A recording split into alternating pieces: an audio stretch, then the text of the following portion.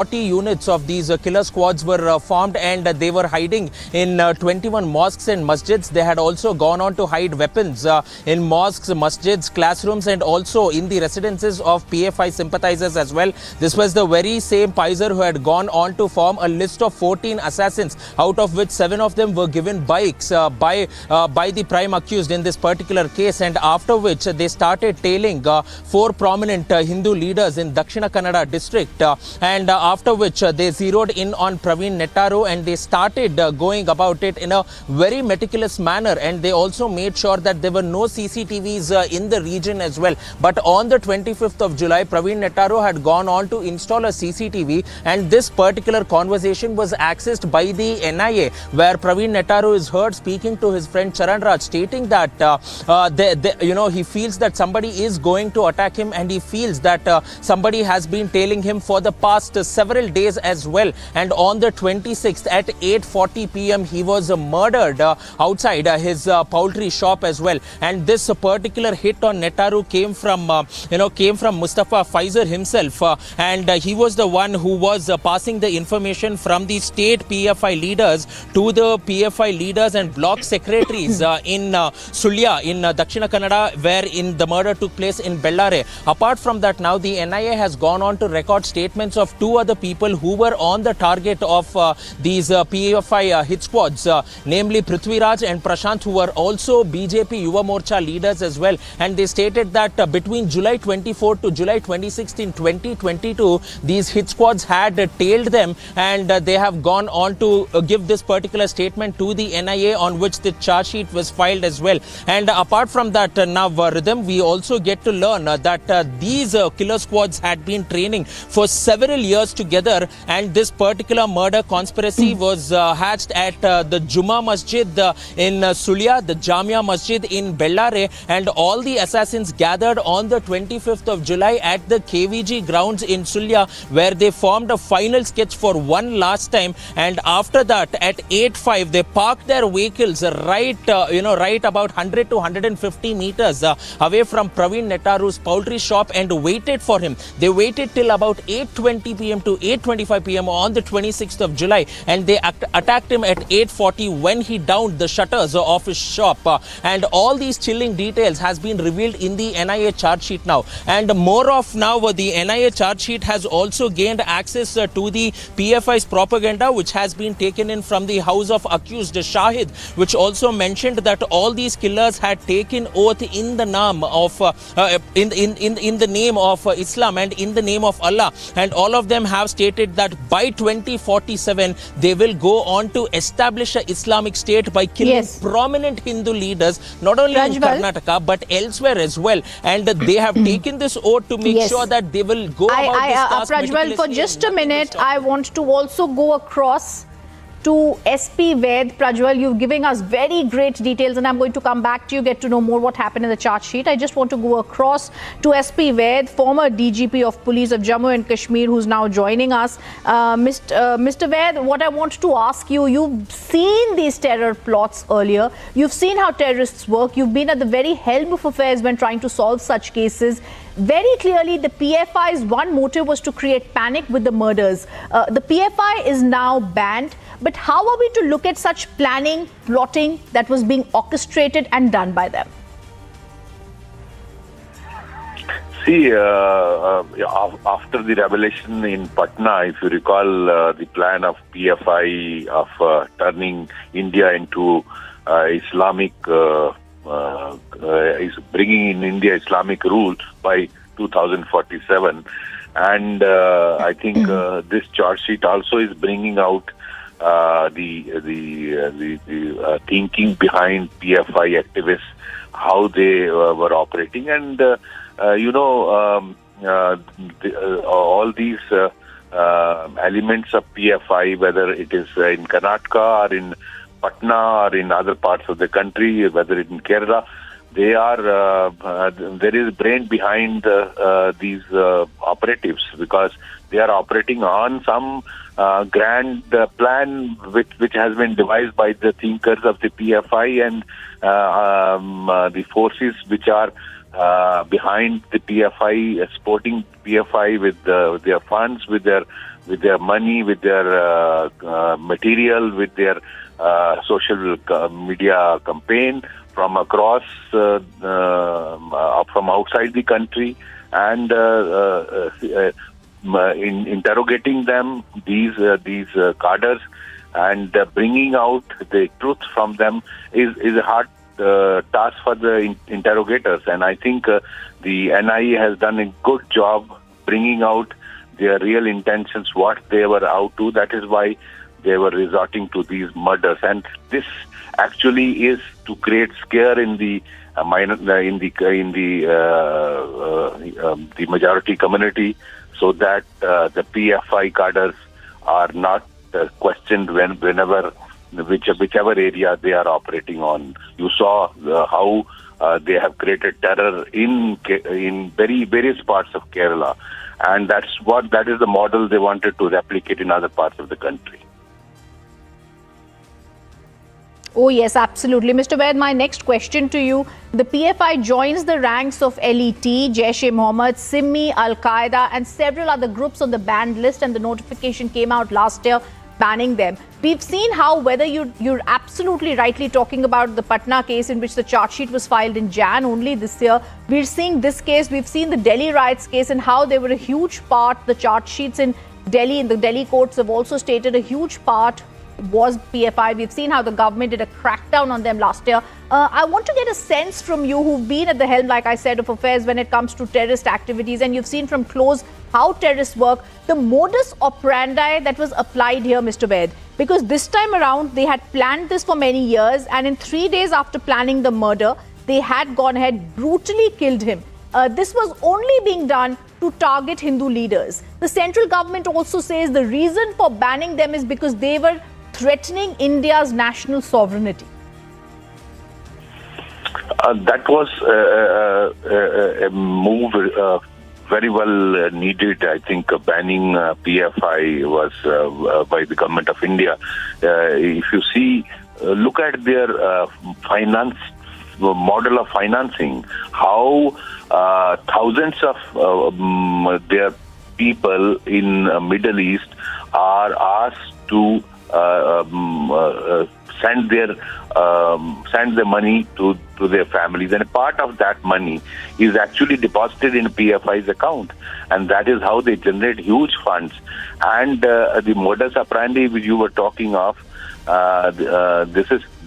you saw how many RSS leaders were targeted in Kerala, how they were butchered in various parts of Kerala, and that is to create terror in the minds of people who represent Hindutva, whether it is RSS, the VHP, and other wings of the Hindu community. So I think this murder was also part of the grand plan, what they have implemented in Kerala, and they wanted to replicate in other southern states. And now Karnataka is the target, and the government of India has taken a very right step by banning PFI and seizing all its properties, freezing its accounts, and arresting most of its cadres. And I think that was very well required for the integrity of the country and security of the country. As I thank former DGP SP Vaid for joining us and giving us more details about the modus operandi of the PFI, I want to go back to a quick answer to Prajwal. Prajwal, you've given us great details about what's in the chart sheet. It's also important to remember what SP Vaid is talking about, the kind of funds they were collecting. Even earlier when we've spoken, Prajwal, we've spoken about how the money was coming in from the Middle East, how they are trying to target the Hindutva model, as they would say. They're trying to raise funds from India and abroad. They're also responsible, like he rightly pointed out, for several murders in the southern states. I also remember the PFI cadre being accused of chopping the palm of a Kerala college professor in 2010 for including a controversial question in an examination paper. So a larger question to you, Prajwal, the chart sheet has been filed. We've got details of it from you, the modus operandi from you. What can next possibly happen? There are certain people who are missing. How soon do you think they could be captured? Rhythm, now just drawing our focus back to what Mr. SP Ved stated, and you were also pointing out the links of the PFI with terror organizations. In page 39 of the NIA charge sheet, which has been filed by the NIA in Praveen Nettaru murder case, it is also pointing out to the fact that PFI had links with terror organizations, and they mainly depended on them for financial funding as well as arms and ammunition training, and also to get arms and ammunition as well. So this is one important statement which has been mentioned by the NIA. And also, if you look at the larger conspiracy here, Rhythm, the funding is also being questioned, because initially on the 22nd of September, when it was, when raids were conducted by the NIA in Karnataka across all the PFI offices, we strongly believe that one of the PFI's treasurers over here by the name of Mohammed Shakif was raided. And from Shakif's residence, it is understood that large volumes of digital evidence was collected, which also pointed out to the financial funding coming in from the Middle East as well, in the form of cryptocurrency, in the form of hard cash, and it was directed not directly to the PFI organizations but through NGOs to make sure that they mislead the agencies. But then the Enforcement Directorate was also called in, and finally they tracked down to the fact that all the money which was coming in was from Middle East, and it was also sent to the personal accounts of PFI leaders as well as cadres and members too, through which these hit squads were formed. 40 hit squads, Rhythm, not 1, 2 or 3, but 40 hit squads across Dakshina Kannada as well as across the entire state of Karnataka to assassinate RSS leaders and Hindu leaders as well. But now the names of 3 leaders has been revealed, but the other leaders list has been kept confidential by the NIA for the security reason of all these leaders. Rhythm, over to you in the studios. Prajwal, as I ask you another question, I want to tell our viewers that I have never seen a more thorough reading of the chart sheet like Prajwal is putting out. This is something only someone at Republic TV can do, and I must congratulate him because he even knows the page number of a random question that I asked. So Prajwal, I ask you once again, you've given us a lot of contours of the chart sheet against the PFI. We are still looking for more accused. Some of the accused are already in custody. You've given us details about how the Hindutva model was being targeted, Hindu leaders were being targeted. We've seen a crackdown of the PFI across India after they were banned. I want to get a sense of the kind of terror they were trying to create and were unable to, the panic that they were thinking they will survive on.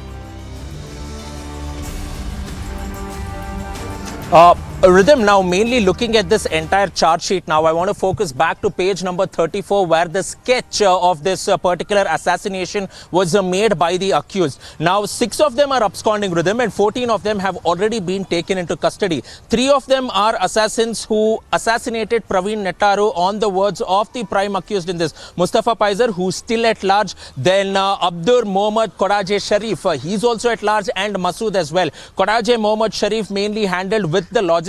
Mustafa Paiser went ahead, plotted this particular murder, conducted recce of it, and Masood was the one who dealt the lethal blow on Praveen Nettaru on his head as well. Because in page number 29, again, Rhythm, we will have to go ahead and focus on the injuries which has been there on the body of Praveen Nettaru.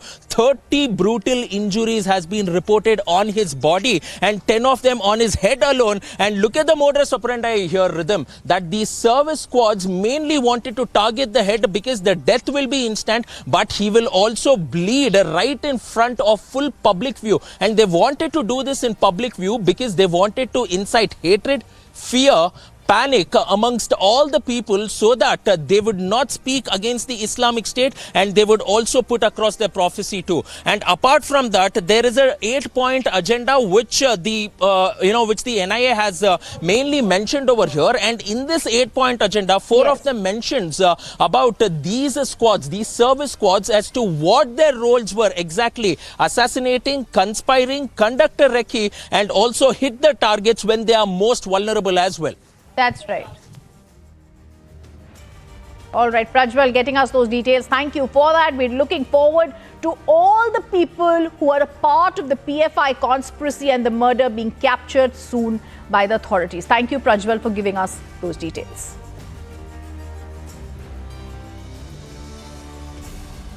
Viewers, our top focus, there's massive drama that's unfolded in the campus of Delhi University where protesting students have been detained. The university proctor claimed that the students were creating ruckus, might not even be from the Delhi University.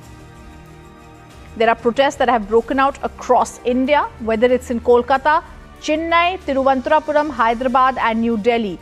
The question is who's provoking, as it is an all-out provocation.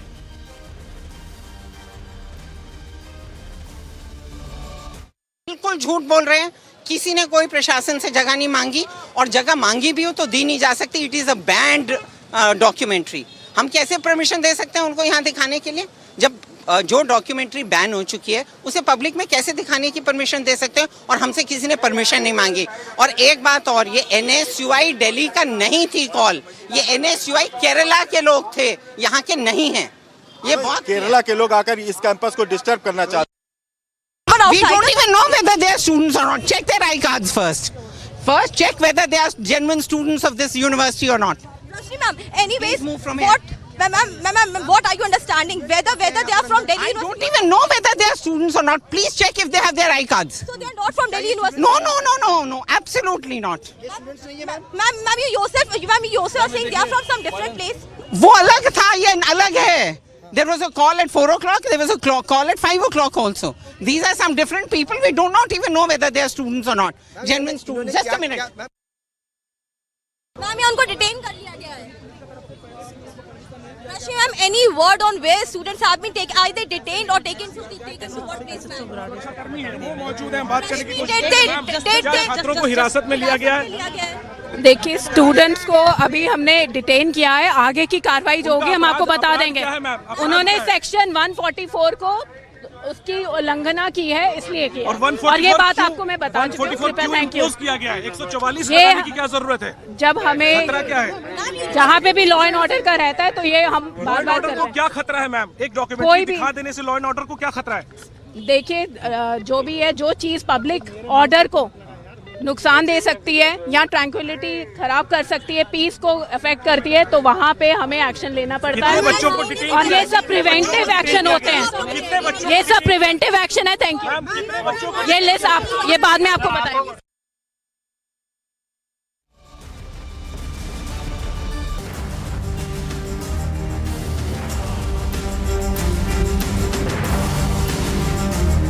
Visuals that are coming in on our screen as we are speaking, as the controversy becomes even more. Provocation politics is its best.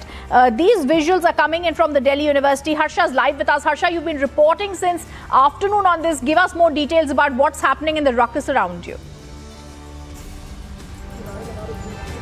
So Ridhim, we actually saw the lot of ruckus over here. First at 4 p.m, the student unit of NSUI Delhi University was gathered here and they were protesting against the screening which was not allowed by the administration. And after that at 5 p.m, all of a surprise, there were many students who were outsiders, not in fact the students from Delhi University, entered the campus and they were watching the blog BBC documentary on the laptop and on the mobile phones via QR code. There were a lot of students, Ridhim, who were from outside the university, not one or two, but there were more than 20-25 students who were later taken out by the management and administration of the Delhi University. But right now, as we are showing you the visuals, still there are a lot of security forces have been heightened and have been beefed up outside DU North Art Faculty North Campus. In fact, gates have been closed and no one is allowed. But the proctor was clearly speaking that they will be seen whether they are from Delhi University or not. But clearly, they don't look like they were the students of the Delhi University. They didn't even have the ID cards, and Ridhim, still we are seeing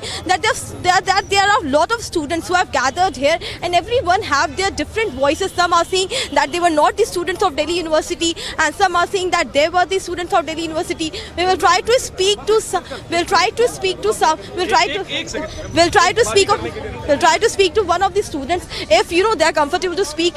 What you want to say about the documentary? The students were from the university or not from the university? They were outsiders or what? Most of the students were outsiders. I was literally sitting in the library and studying, but they came inside and created ruckus. I think the documentary is banned. Government has banned it, blocked it. But लेकिन जब internet का जमाना है तो लोग जिसको देखना होगा वो देख लेगा, घर पे देख लेगा अपने बैठ के। ये लोग फर्जी यहाँ पे बवाल मचा रहे हैं। लोगों को लग रहा था कि वो यहाँ के नहीं है, कहीं बाहर से आए हैं। बिल्कुल, मैं यहाँ का स्टूडेंट हूँ, कंप्यूटर साइंस में पढ़ता हूँ। मैंने 1-2 स्टूडेंट को देखा और ज्यादातर स्टूडेंट को नहीं देखा यहाँ पे। पता नहीं क्या कर रहे थे लोग, क्या करना चाह रहे थे। और डीओ एडमिनिस्ट्रेशन पुलिस के साथ मिला हुआ है, अच्छी तरीके से मिला हुआ है। So Rhythm, as we see, there are the many students from the Delhi University who are speaking and who are clearly stating that the students who were creating ruckus inside the campus, they were not the students from Delhi University. In fact, they were the outsiders and they were trying to create the ruckus and they were watching the screening. There were students who were studying in the library, but the entire harmony was broken by these outsiders. So now we are understanding, Rhythm, that this is a clear provocation and kind of propaganda, because many students have stated that the university's harmony is clearly being disrupted by some elements who are not in fact from the university, the left-wing students, because today who protested were the Kerala-leaned left-wing students who were from the fraternity movement. They came all across from Kerala to DU, which is still the matter of investigation, which the Delhi University will investigate. But right now, the situation here is under control. Police have taken more than 20-25 students have been detained and taken under the custody by Delhi police official, have been taken to the nearby police station, and the verification will be done from where these students have landed in the central university like Delhi University campus. Rhythm, back to you. Okay, I also want to ask you, Harsha, that you are saying that the documentary has been blocked, the protests are to continue. We've also seen 144 in that area. Delhi University students claim that there's an outside hand. You also spoke to some professors and teachers there who were saying the same. A huge crowd could be seen that was being chased by the police and the security guards. They also raised the slogans of "Go back, Delhi police," accused the police also. As 24 students are detained, Harsha, are you getting any details of where the students are from or where these miscreants are from? Okay, first let me go across. There's a BJP briefing, Harsha. I'll come back to you. Let's first go across to a BJP briefing. तो Bharatiya Janata party की नीतियों, माननीय प्रधानमंत्री जी के नेतृत्व से प्रभावित होकर भारतीय जनता पार्टी में बड़ी संख्या में राजनीतिक कार्यकर्ता शामिल हो रहे हैं और आज दो बहुत ही महत्वपूर्ण ज्वाइनिंग है। सीपीएम के विधायक मबोसर अली जी भारतीय जनता पार्टी में आज शामिल हो रहे हैं, हम उनका स्वागत करते हैं। साथ ही टीएमसी के पूर्व विधायक सुबोल भौमिक जी भी आज भारतीय जनता पार्टी में शामिल हो रहे हैं। आप दोनों लोगों का बहुत बहुत स्वागत है। इस कार्यक्रम में हम लोगों के मध्य त्रिपुरा के माननीय मुख्यमंत्री मानिक शाह जी हम लोगों के बीच में मध्य में हैं। भारतीय जनता पार्टी के अध्यक्ष राजीव भट्टाचार्य जी हम लोगों के मध्य हैं। नॉर्थ ईस्ट के हमारे भारतीय जनता पार्टी के कोऑर्डिनेटर और भारतीय जनता पार्टी के राष्ट्रीय प्रवक्ता डॉक्टर संबित पात्रा जी हम लोगों के मध्य हैं। त्रिपुरा के प्रभारी डॉक्टर महेश शर्मा जी हम लोगों के मध्य हैं। सर्वप्रथम मैं आदरणीय मुख्यमंत्री जी और संबित पात्रा जी और सभी लोगों से आग्रह करता हूं कि आगंतुक जो नवागंतुक है उनको पार्टी में स्वागत करें बुके के माध्यम से और उनको पार्टी की सदस्यता की पर्ची भी दें।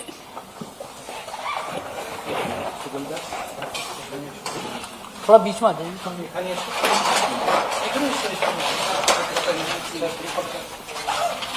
हाँ भाई।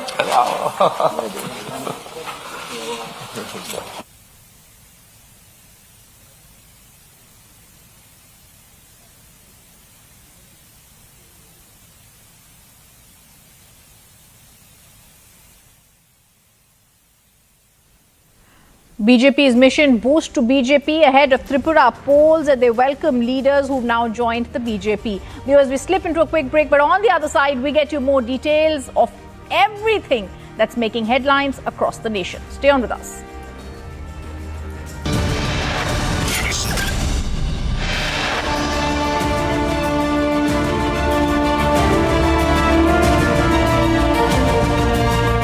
आग को फैलने से रोकना मुश्किल है पर नामुमकिन नहीं। अब फायरवॉल टेक्नोलॉजी के साथ सेंचुरी प्लाई क्लब प्राइम आग से बचाए। Amity faculty have filed over 1700 patents. Yet another reason why Amity has been conferred with the National Intellectual Property Award by Government of India for being the top Indian academic institution for patents and commercialization.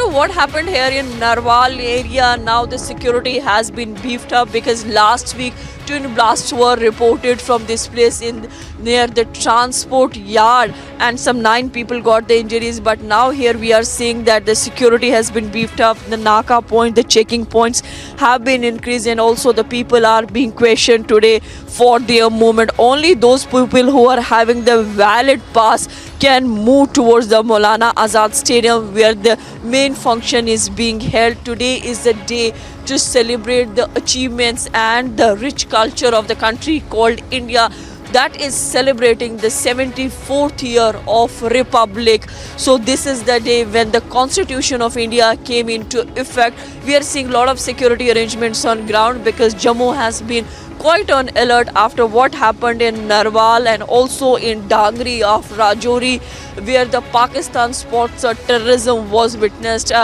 And many people got killed, although the investigation in those cases is also going on. Similarly in the Kashmir, one person died and another person was injured after a 2-story commercial building collapsed in Bhiwandi in Maharashtra's district of Thane. The victim has been identified as 37-year-old Majo Ansari. Victim was asleep when the incident took place. He died on the spot after being trapped under the debris, while several others escaped major injuries. Soon after the structure collapsed, fire brigade and rescue teams rushed to the spot to rescue those who were trapped. A case of accidental death has been registered and the victim's body has been sent to government hospital for post-mortem. Bureau Report, Republic TV. And here's a look at other top news in brief. The US Special Operations Forces have reportedly killed a senior Islamic State group official and 10 other terrorist operatives in the remote area of Somalia.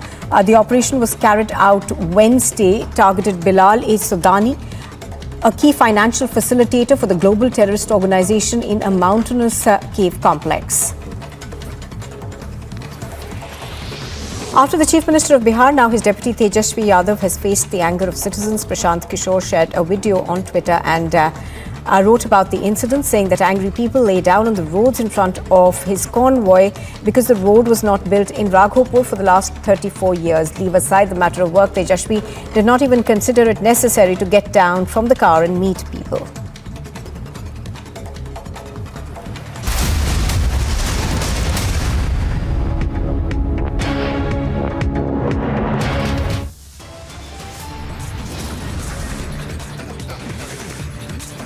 Propaganda machinery provokes at campuses. BBC documentary controversy gets bigger.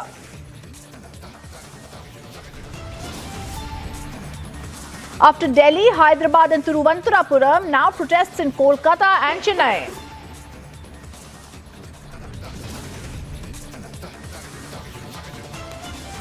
Republic accesses NI charge sheet, lays bare PFI's larger terror plot.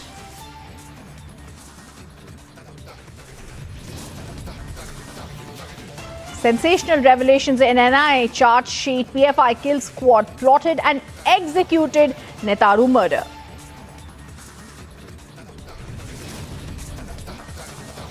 Charge sheet exposes the Islamic State plot. More Hindu leaders were on the target.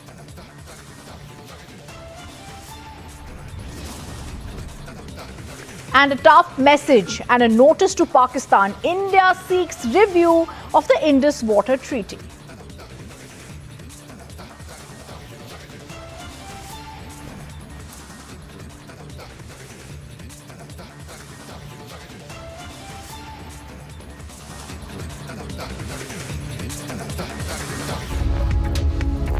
And this breaking news before we go across to our top focus viewers. The dates of elections have now been changed for Tripura and Meghalaya. Tripura elections will now take place on the 27th of February. Earlier, the EC announced that elections of Tripura will take place on the 16th of February. Meghalaya poll date has also been changed from 27th February to February 16th. I also want to go across to Abhishek, who's giving us this breaking news. Abhishek, very clearly, dates now changed. The EC has announced the new dates. Oh yes, exactly. So, Rhythm, we are getting this information from the Election Commission of India, and there is a press release according to which Tripura and Meghalaya polls dates have been changed. So now the new dates are for Meghalaya, single-phase polling on 16th of February, and for Nagaland and Tripura, single-phase polling each on 27th of February. And the schedule for holding of general elections to the legislative assemblies has been announced earlier on 18th of January, and the dates are like these. So I think this is essentially coming in, and the entire notification has all the details. And essentially, Rhythm, the notification says that the general elections to the legislative assemblies of Meghalaya, Nagaland, Tripura, and I think this notification is more about when you can carry out the coverage and when you can, publish opinion polls or broadcast opinion polls and exit polls, etc. So this is more about a media advisory, actually.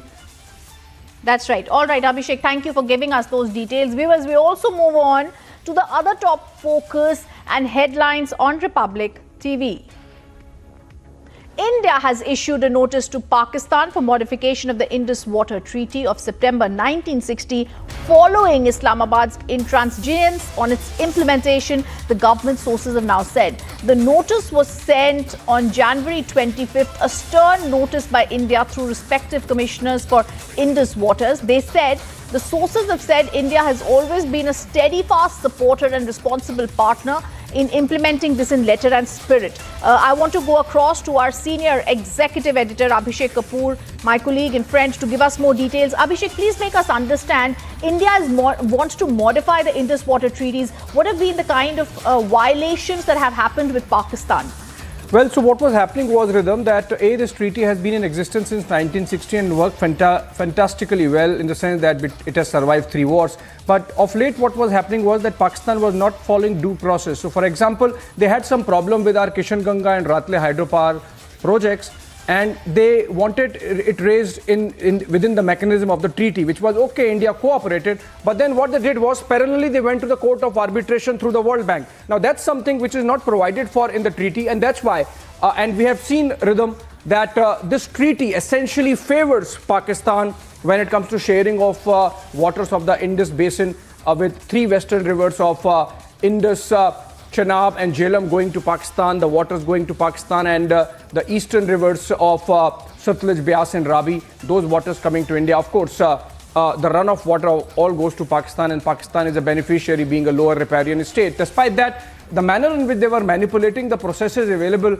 to address any differences of opinion, I think that's made India really come to a conclusion that with our back to the wall, we have no option but to seek a renegotiation of certain aspects of the treaty, and if need be, and the notification by the Ministry of External Affairs is very clear, Rhythm, that if need be, we can have a relook at the entire treaty as well. So in that sense, I think it's sort of reading the riot act to Pakistan based on its conduct over the last 5 years, where they have not followed due process under Articles 9 and 12 of the treaty, which provide for dispute resolution, even if they have disagreements, even if they have some questions about our Kishanganga and Ratle projects. They could have followed the process of going to a neutral expert and then to a court of arbitration, and not parallelly to those 2 mechanisms. And that was the objection of India, because of which this notification, Rhythm. In fact, Abhishek, I'm going to come back to you. This is India's big stern message to Pakistan. I also want to go across to reactions that are coming in. Former senior diplomat Vidya Bhushan Soni on India issuing notice to Pakistan. Let's take a listen. सबसे पहले आप देखिए, जो 1960 की जो treaty है उसके बारे में आपको हमको जानना चाहिए। आज से 62-63 साल पहले वो साइन हुई थी। हमारा विचार ये है कि वो ट्रीटी बहुत जनरस थी, ऑन मेरिट। टेक्निकली जो हम रिलीज़ करते हैं पानी पाकिस्तान को, उतने की ज़रूरत नहीं थी हमारे पास, जो भी डिटेल्स से है। लेकिन उस वक़्त भारत सरकार ने कहा कि हम दोनों के नए नए मुल्क हैं, हमारे की अच्छी सद्भावना होनी चाहिए एक दूसरे के साथ, तो इसलिए हमने वो मान लिए थे, और वो अभी तक चलता जा रहा था। और हमने कोई अभी इनिशिएट नहीं किया था कोई एक्शन, बट पाकिस्तान के अब मेरे के इरादे बदल गए, तो बदलने के बाद उन्होंने क्या कहा है कि हिंदुस्तान से वो चाहते हैं कि इतना ही नहीं कि जो पहले हम दे रहे थे उससे ज़्यादा भी मांगनी शुरू की है उन्होंने। तो इसके लिए जब वो गए हैं कमीशन के अंदर, उन्होंने कहा है कि जो हमको रीनेगोशिएट करके हमको ज़्यादा पानी मिलना चाहिए। और उन्होंने कहा है दो चीज़ें, एक तो ये कि आर्बिट्रेशन में जाना चाहिए केस, और इसका मतलब ये हुआ कि उन्होंने हमारे जो जेस्चर था वो बिल्कुल भी अप्रिशिएट नहीं किया।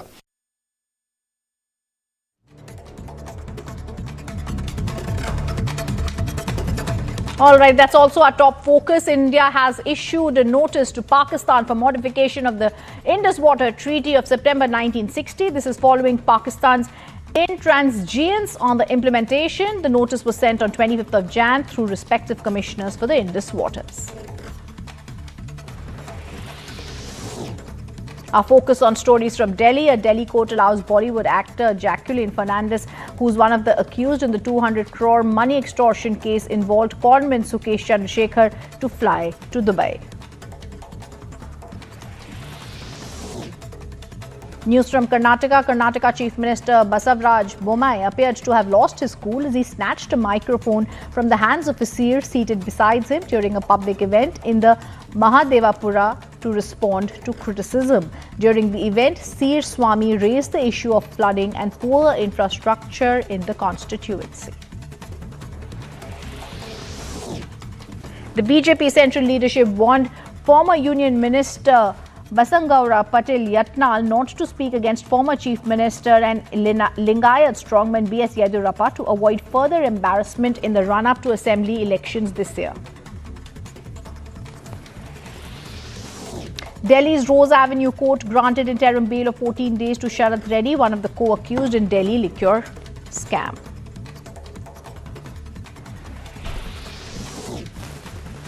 Supreme Court agrees to hear on 3rd of Feb the plea of Aam Aadmi Party's mayoral candidate Shelley Oberoi, demanding election for mayor post-election be conducted in a time-bound manner.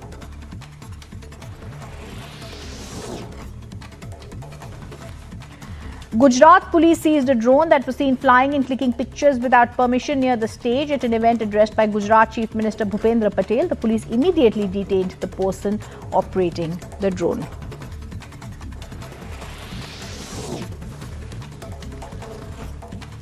The Gujarat police submits a 1,262-page charge sheet in the Morbi Bridge collapse case and names Oriva Group director Jaisukh Patel as prime accused.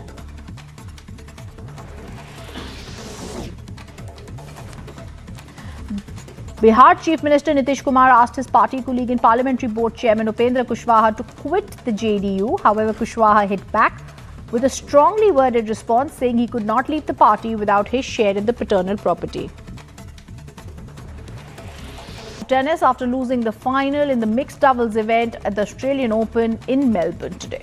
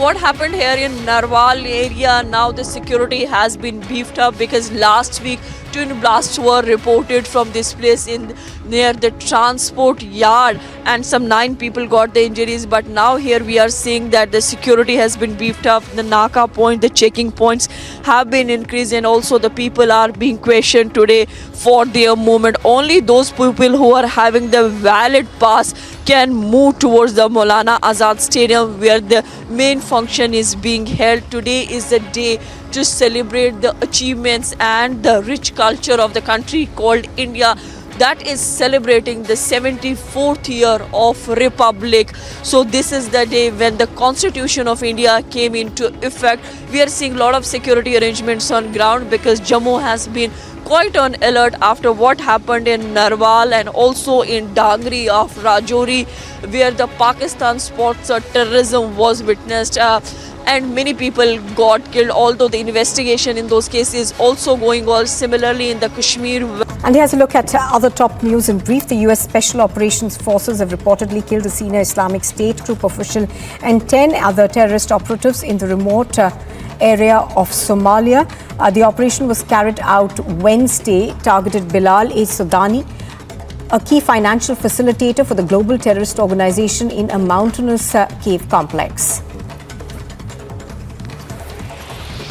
After the Chief Minister of Bihar, now his deputy Tejasvi Yadav has faced the anger of citizens. Prashant Kishore shared a video on Twitter and wrote about the incident, saying that angry people lay down on the roads in front of his convoy because the road was not built in Raghopur for the last 34 years. Leave aside the matter of work, Tejasvi did not even consider it necessary to get down from the car and meet people. Bihar's Chief Minister Nitish Kumar has asked his party colleague and Parliamentary Board Chairman Upendra Kushwaha to quit the JDU. This comes amid speculation about Kushwaha being in touch with the BJP. The JNU Students' Union marched from Ganga Dhaba to Chandrabhanga Hostel inside the JNU campus in protest against the ABVP. Students claimed that stones were hurled at them by the ABVP members during the screening of the controversial BBC documentary on the 2002 Gujarat riots. A massive fire broke out at a tea stall in Rajaji Nagar in Bengaluru. The tea stall was completely gutted and the fire and emergency personnel doused the flames in over 2 hours. But after it was brought under control, no loss of lives was reported. J&K police have conducted multi-location midnight raids in Jammu. 2 people were apprehended by the police in the operation. The raids were conducted in connection with the 21st of January twin IED blasts in which 9 people were injured. Sania Mirza will end her career with 6 Grand Slam titles after failing to win the Australian Open Mixed Doubles trophy with compatriot Rohan Bopanna. Despite facing severe foreign exchange shortage and being under economic crisis, the government of Pakistan has ordered a massive hike of 30% in development funds to the PKR, 90 billion for parliamentarians, according to Dawn.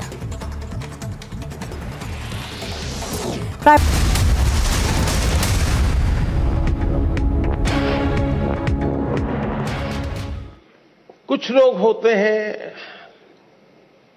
जो hard work ही करते रहते हैं। कुछ लोग होते हैं जिनके जीवन में हार्ड वर्क का नामो निशान नहीं होता है। कुछ लोग होते हैं जो हार्डली स्मार्ट वर्क करते हैं और कुछ लोग होते हैं जो स्मार्टली हार्ड वर्क करते हैं। कुछ लोग हो गए, आपने देखा होगा कि चीजों को समझने के बजाय सीधा ही अपनी बुद्धि अपनाना शुरू कर देते हैं, फिर ढेर सारी मेहनत करे, परिणाम मिलता ही नहीं है। मुझे याद है, मैं बहुत पहले ट्राइबल बेल्ट में काम करता था, तो मुझे काफी इंटीरियर में जाना था।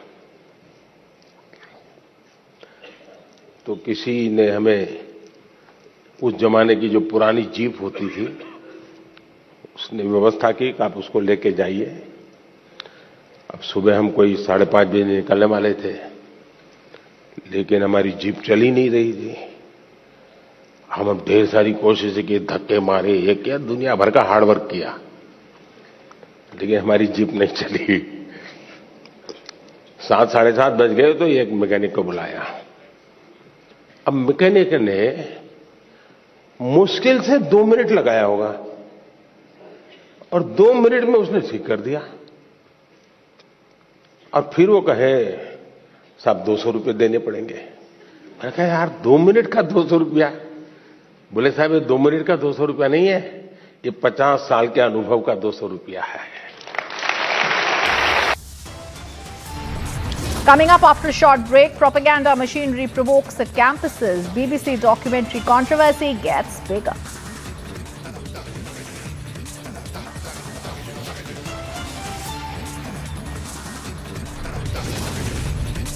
And there are sensational revelations in the NIA charge sheet. PFI kills squad plotted and executed Praveen Nettaru murder. All those charge sheet details up next on Republic TV. Stay on with India's #1 news channel, the voice of the people, your channel Republic TV.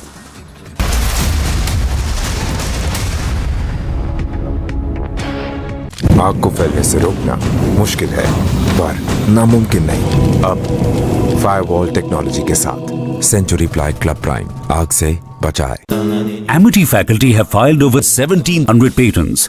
Yet another reason why Amity has been conferred with the National Intellectual Property Award by Government of India for being the top Indian academic institution for patents and commercialization.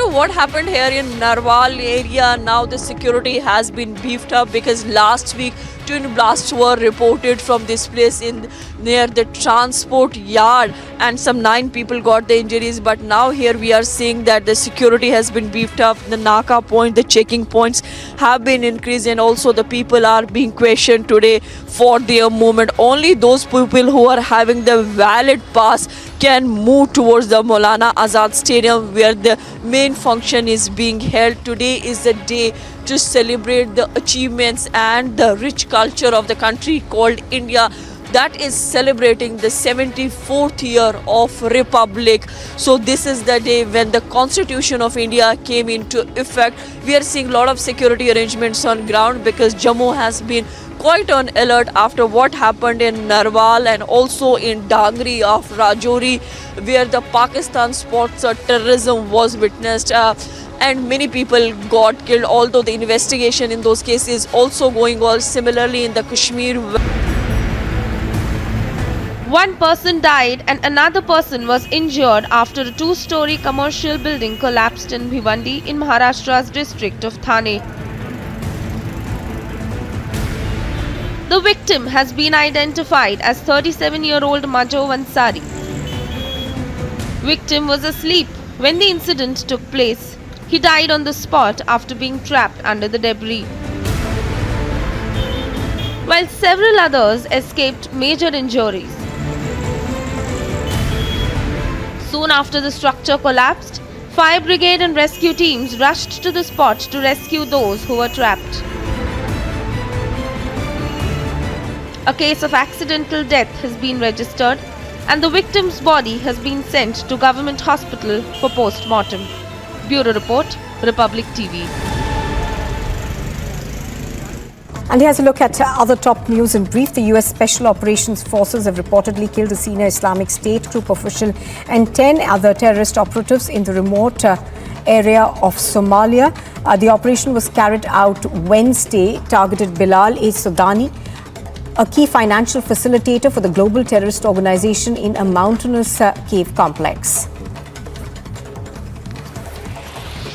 After the Chief Minister of Bihar, now his deputy Tejasvi Yadav has faced the anger of citizens. Prashant Kishore shared a video on Twitter and wrote about the incident, saying that angry people lay down on the roads in front of his convoy because the road was not built in Raghopur for the last 34 years. Leave aside the matter of work, Tejasvi did not even consider it necessary to get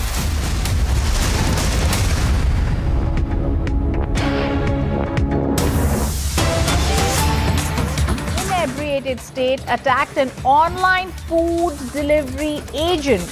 One of them has been taken into custody for interrogation and investigation. 22-year-old food delivery agent was returning after a delivery late last night from Vadakumedu area in Katpadi. 2 men drunk riding a bike rammed on his bike and they attacked him. When he questioned them in a drunken state, they attacked him. This was filmed by one of the locals. As you can see the visuals on the screens, he was beaten up. The delivery man was critically injured. He was then admitted to Vellore GH. Police have now taken one drunken into custody. Parents of the food agent are demanding action.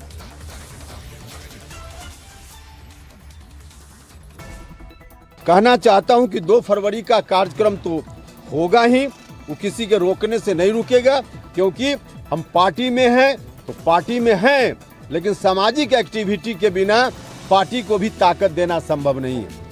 कि उनके कहने से हम नहीं जाने वाले, हमारा हिस्सा है।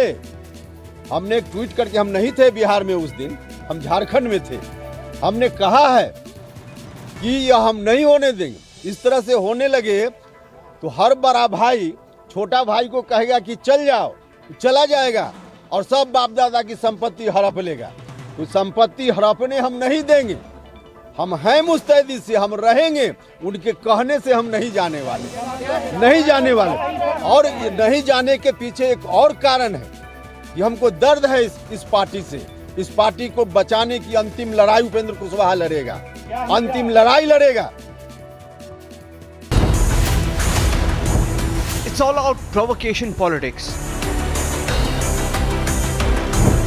Ahead of 2024, lobby in polarization mode. Who's provoking? Using BBC documentary. Debating tonight at 9 p.m.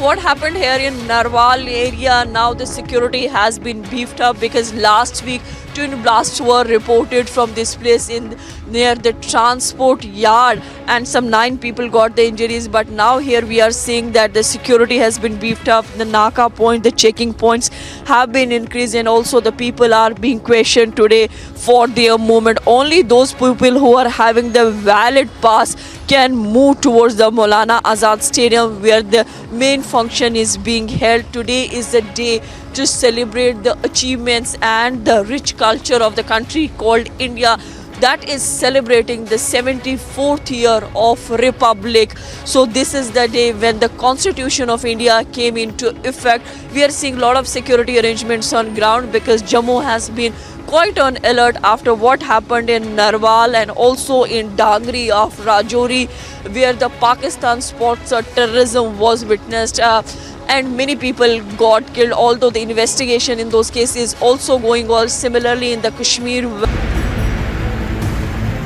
one person died and another person was injured after a 2-story commercial building collapsed in Bhiwandi in Maharashtra's district of Thane. The victim has been identified as 37-year-old Majo Ansari. Victim was asleep when the incident took place. He died on the spot after being trapped under the debris, while several others escaped major injuries. Soon after the structure collapsed, fire brigade and rescue teams rushed to the spot to rescue those who were trapped. A case of accidental death has been registered and the victim's body has been sent to government hospital for post-mortem. Bureau Report, Republic TV. And here's a look at other top news in brief. The US Special Operations Forces have reportedly killed a senior Islamic State group official and 10 other terrorist operatives in the remote area of Somalia. The operation was carried out Wednesday, targeted Bilal-e-Sudani, a key financial facilitator for the global terrorist organization in a mountainous cave complex. After the Chief Minister of Bihar, now his deputy Tejasvi Yadav has faced the anger of citizens. Prashant Kishore shared a video on Twitter and wrote about the incident, saying that angry people lay down on the roads in front of his convoy because the road was not built in Raghopur for the last 34 years. Leave aside the matter of work, Tejasvi did not even consider it necessary to get down from the car and meet people. Bihar's Chief Minister Nitish Kumar has asked his party colleague and Parliamentary Board Chairman Upendra Kushwaha to quit the JDU. This comes amid speculation about Kushwaha being in touch with the BJP. The JNU Students' Union marched from Ganga Dhaba to Chandrabhanga Hostel inside. NIA reveals PFI killer squad reality. NIA charge sheet claims Hindu leaders were on PFI target. Can naysayers dismiss terror reality? Debating tonight, 10 p.m.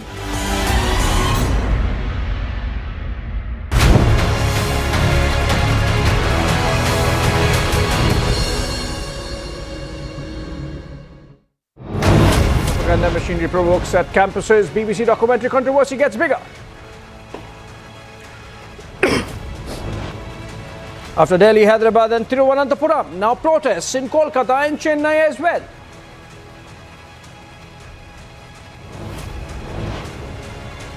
Sensational revelations in NIA charge sheet. PFI kill squads plotted and executed Praveen Nettaru murder.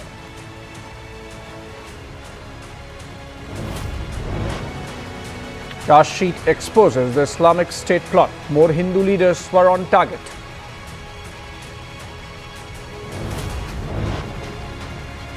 A tough message and a notice to Pakistan. India seeks review of Indus Waters Treaty.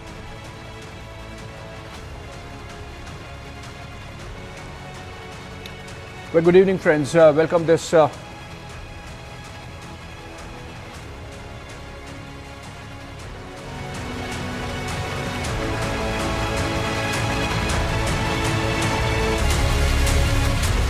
Well, good evening, friends. Welcome this Friday evening on the biggest story tonight. Massive drama unfolds in the campus of Delhi University, where protesting students were detained. The university proctor, while speaking to Republic, went on to claim that the students creating ruckus might not even be from the Delhi University. In fact, we are getting in more visuals from inside the DU campus, even as the BBC docuseries controversy rocks campuses across the country. And these are pictures coming in from Delhi University. More pictures. We have seen clashes happening, in fact, between security personnel and students, even as the DU administration believes that some of those protesting might not be DU students, in fact, or might not be from the same campus and might have come from other places to bolster protests and create, perhaps with intention, a law and order situation.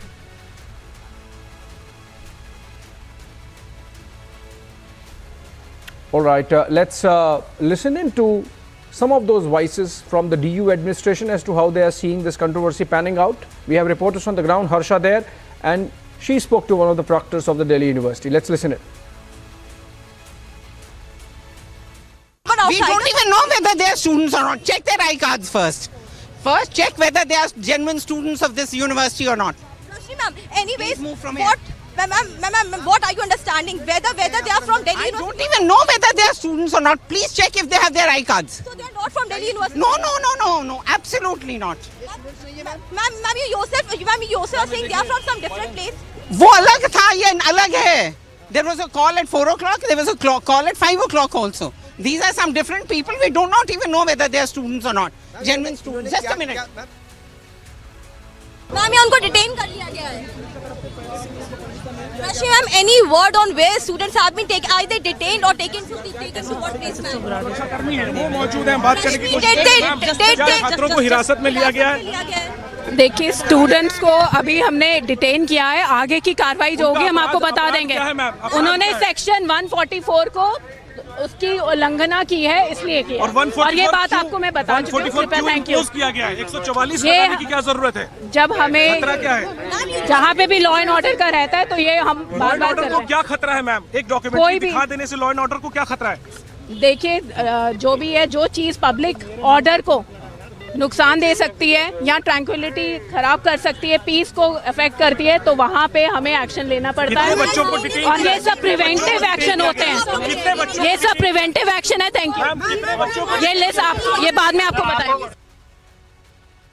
BBC की documentary पर जिस तरीके से लगातार अलग अलग universities में जो है स्क्रीनिंग को लेकर प्रदर्शन किया जा रहा है, आज भी दिल्ली के कई जो कॉलेज और यूनिवर्सिटीज़ में जो है प्रदर्शन बहुत आगे बढ़ रहा है, बहुत ही तेज़ी से आगे बढ़ रहा है। इसलिए विश्व की बहुत सारी बड़ी बड़ी शक्तियों को बहुत पेट में दर्द है कि देश आगे क्यों बढ़ रहा है मोदी जी के नेतृत्व में। इसलिए ऐसी सारी चीज़ें आती रहती हैं और ऐसी चीज़ों से घबराना नहीं है, ऐसी चीज़ों से हमें सामना करके, और ये भी एक तरीके से परीक्षा पे चर्चा है। All right, I'm told Harsha, in fact, is joining us over the phone, and in a bit she would be live as well. Harsha, since you were there on the campus, what interests me is that one of the proctors was suggesting that these students might not be from their own campus. They might not be the students of the Delhi University, in fact. Is there a suggestion there, Harsha, that some antisocial elements have gotten inside the Delhi University and are trying to create a law and order situation, or have gotten inside with the intention to create a law and order situation on campus? Abhishek, what we have learned is that there were several students who were from Kerala. The organization, the banner and posters which we saw was a fraternity movement. This is the movement which is a Kerala left-wing organization clearly, and there were none from the Delhi University, as was also being by the proctor and dean of the university. Rajni Apishi was clearly stating that none of the students were from the Delhi University, and they didn't even have ID cards of the university, and this is a matter of investigation as well. That from where these all students have come, in the campus and were screening and watching this entire blog BBC documentary on the laptop and on the mobile phone through QR code. And we have also gathering knowledge is that there were 20 to 25 students who were not from this campus. They managed somehow to enter inside the campus, and they influenced many students who were in the library at that time, who were studying, and they also called for those students to see the screening of this block BBC documentary, and that was the very time when Delhi police official and the security guards of the Delhi University North campus took them and they had to use the force to take them out of the college, because they were not clearly getting out of the college. And we have got to know that there are 25 students like this who have now been detained and taken into the custody by the Delhi police official. Right now, situation is under control. The entire area, the situation is very normal.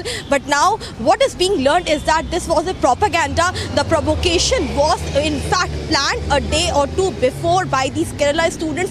None of the students was from the university or from the any department of the university. This was a planned move by the fraternity movement, which they have planned a day or two to disrupt the harmony of the entire university. Abhishek, back to you. Harsha, in fact, what you're suggesting is not only that many of those protesters might have been from outside the campus, but that there was an element of planning and hence possibly conspiracy, that they prepared in advance to carry out these protests and that they were associated with one particular organization. Can you elaborate a bit on which organization they belong to, which ideological persuasion, and what could be the motive hence? Exactly, Abhishek. This was the organization which is told by the police officials, by the DCP to us, is the fraternity movement.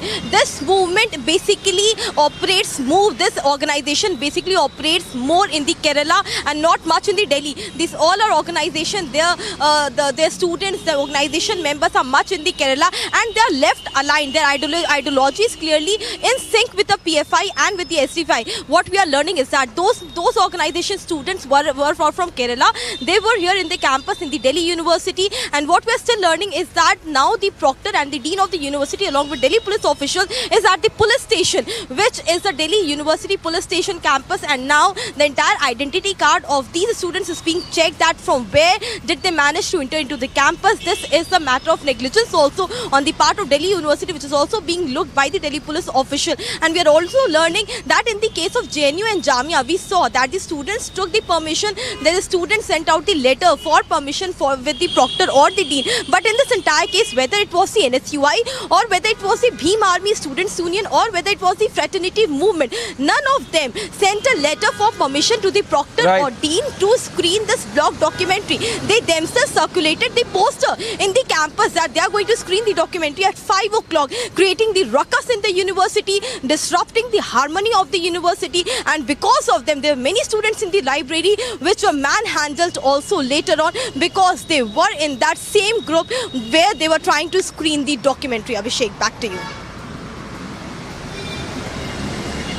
All right, one final quick question, Harsha, exactly 30 seconds. What is the status of those 24 students who have been detained? Abhishek, so we are learning is that they have been taken into custody. They are right now in the detention. They have been detained and kept in the Delhi University police station, which is very near, which is 1 kilometer from the Delhi University North campus. Right now, the entire investigation is being done regarding from where those students are. We are also seeing that large number of students have also gathered outside the police station. Yes. All right.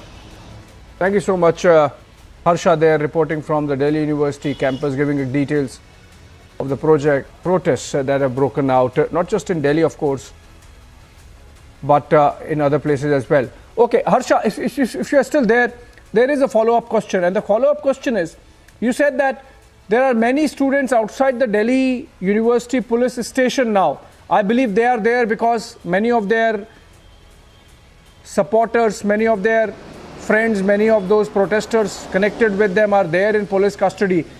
You think there is a law and order situation there, or is it absolutely in control and that these students who have been detained might be released tonight itself? Any word from the police on till when they are going to be detained?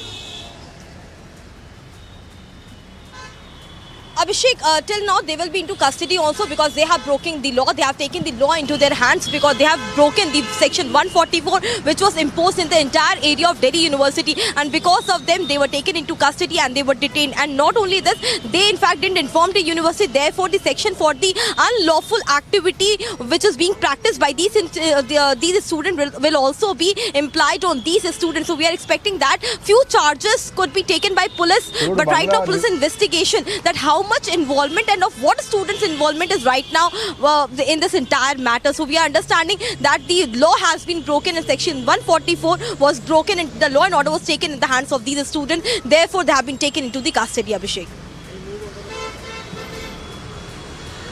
All right, thank you so much. In fact, we are staying on this story, and there are protests that are taking place in other parts of the country, including West Bengal, where members of the Students' Federation of India, the SFI, they raised slogans at the Presidency College in Kolkata earlier this evening, following a power cut as they plan the screening of the banned BBC documentary on Prime Minister Modi. The screening resumed later, and in fact, first part did get screened on the campus of Presidency College in Kolkata.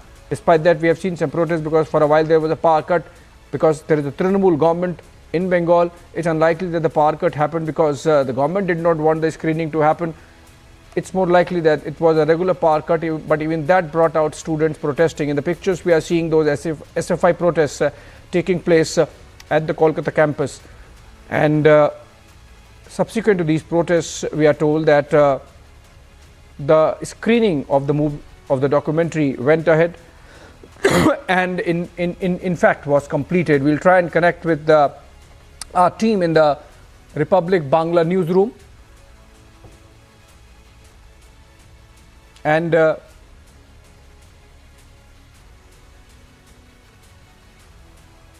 okay, we are trying to connect with our team in the Republic Bangla newsroom in Kolkata, and then we'll have a better picture of why these protests, if there was no clampdown from the administration, local administration, from the university administration, and that the college was free to organize the screening. And despite that, if the protests have taken place, that gives an idea of really the element of motivation that's there in these students coming out and protesting.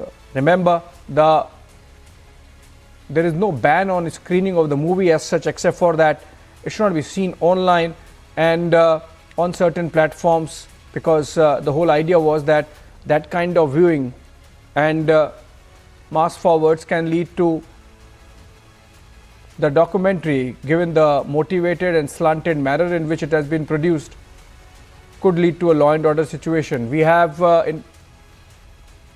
Mayuk, in fact, joining us live from our Bangla newsroom in Kolkata. Mayuk, Presidency College protests happening. It's unlikely that the power cut there happened because the Mamata government does not want the movie to be or the documentary to be screened. So perhaps it was a regular power cut and still the students came out and protested. Well, absolutely, Abhishek, and most important is that who is provoking at Presidency University campus also. You have seen that throughout the country, across the country, all the campuses, we have seen provocations, and clear indication is there that they want to destabilize the sanctity and the spirit of the campus across the country. And here also in Presidency College, you can see the white flags of SFI, that stands for Students Federation of India, the CPIM's Students Wing. Why are they trying to be part of a Tukre gang which is trying to destabilize the sanctity of the campus? A documentary which has been banned by the union government, a documentary which is clearly against the sovereignty of the country. That documentary screening is becoming the focal point of the student leaders who can any day raise their voice. They can protest against the number of corruption charges against education department ministers and the bureaucrats in the education department. The main point is that whether the opposition leaders in Bengal, they are not giving a clear message to the students who are actually kind of creating a ruckus in Presidency University, a very old heritage university, one of the prime universities in Bengal and in Kolkata. And most importantly, Section 144 has already been imposed in the Delhi University area, and here also the showdown to show this movie is becoming the central focus of the students here in Bengal. Abhishek. All right, thank you so much, Mayuk, there giving us details about the protests that have broken out in Bengal. In fact, the Kolkata Presidency University. All right, moving on. Republic has accessed a charge sheet of Praveen Nettaru murder case, which was filed by the NIA earlier. The charge sheet mentions service squads and kill squads were used to assassinate Nettaru. That's by the PFI. NIA also highlighted that the PFI planned, plotted and conspired to kill Nettaru, further exposing the role of killer PFI squads to assassinate prominent Hindu leaders. The Popular Front, in fact, carried out the murder of Praveen Nettaru for revenge and in retaliation to the Kalamja Masood murder. The PFI had planned to murder Hindu leaders and hatched plans to murder in 3 days. 4 targets were chosen and one person, that's Praveen Nettaru, who was eliminated.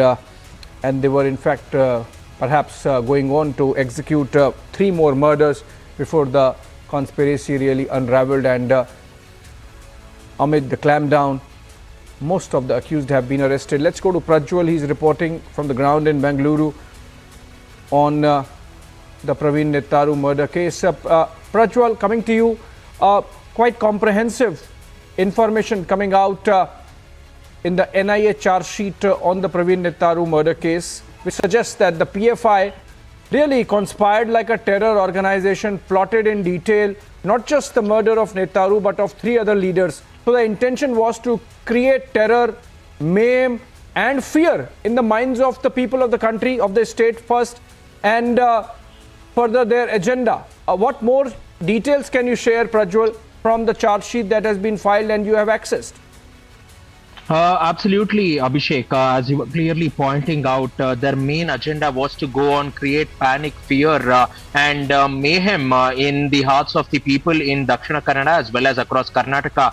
And mainly now they had zeroed in on RSS leaders as well as Hindu leaders too. And all these members were given a target of selecting these RSS leaders and prominent Hindu leaders and go about the assassination as well. Because we need to understand this, that these hit squads and kill squads squads were formed 6 years ago in 2016 after the murder of RSS leader Rudresh, after which the NIA had gone on to arrest the leader of the PFI Bangalore unit, at which point of time the backbone of the PFI was broken in Bengaluru as well as Western Karnataka too, and therefore to decentralize their administration they came up with the formation of hit squads in Karnataka, which finds a mention in the charge sheet as well, after which they had gone on to train, recruit these people and also radicalize gullible youth as well, and to brainwash them to take up arms against RSS leaders here, Abhishek. After which now it is being understood that this particular murder was plotted just 3 days before the assassination of Praveen Nettaru. That is on the 23rd of July in 2022. This assassination attempt was planned by them, and they planned this at masjids and mosques, mainly the Jamia Masjid and the Jummah Masjid in Bellare and in Sulia as well. And all the assassins gathered on the 25th of July at the KVG grounds for one last time to go on and carry out the hit on Praveen Nettaru, after which they assassinated him at 8:40 p.m. on the 26th of July, after going on to conduct a recce on him through the entire day as well. And in the course of the investigations, it has also been revealed that these killer squads had been tracking Nettaru for quite some period of time, and Nettaru also had a hint stating that somebody was tracking him, and he has had a phone conversation with one of his close friends, Charan Raj. And in this explosive conversation, which has been already mentioned by the NIA, who have also taken this audio tape into consideration, stating that Praveen Nettaru had a hint that somebody was following him for the past few days, and he wanted to install CCTV cameras, for which he had already done this at the place of his work. He had gone on to install the CCTV cameras, but on the fateful night on the 26th of July, he was assassinated as well. And now two pro-Hindu leaders' names have also been mentioned in the charge sheet, Prithviraj and Prashant, who have recorded their statements with the NIA, stating that they were also tailed between July 24th to July 26th, Abhishek. All right, Prajwal, thank you so much with all those details. It's surprising that for 6 years PFI was planning and plotting and in fact formed kill squads in aid of its objective of spreading terror in the country. On that note, we move on and to a big breaking development on the political side. And that's there is likelihood of former Punjab Chief Minister Amrinder Singh becoming the governor of Maharashtra. Remember, just 48 hours back, we had that series of tweets coming in from the present governor, Bhagat Singh Koshyari, where he had said that he's tired and he would want to move on, and that he is thankful to the government for having made him the governor of Maharashtra, but then he wants to move on. Koshyari, of course, has been under controversy in Maharashtra of late for some comments he made, which suggested that he did not hold Maharashtrian population in high esteem. He, of course, retracted, made amends, but then perhaps that did the damage. And now we are getting to hear from sources that Amrinder Singh is to be the next Maharashtra governor. Let's try and connect with our executive head of politics, Aishwarya Kapoor, on that. If we have Aishwarya, no, Aishwarya won't be on phone because, yeah, okay.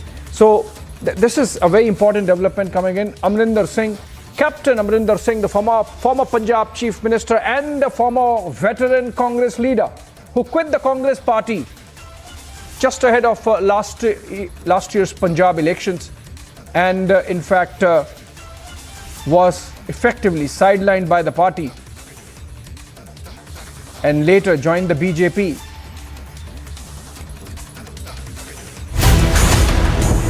It's all about provocation politics. Ahead of 2024, lobby in polarization mode. Who's provoking? Using BBC documentary. Debating tonight at 9 p.m.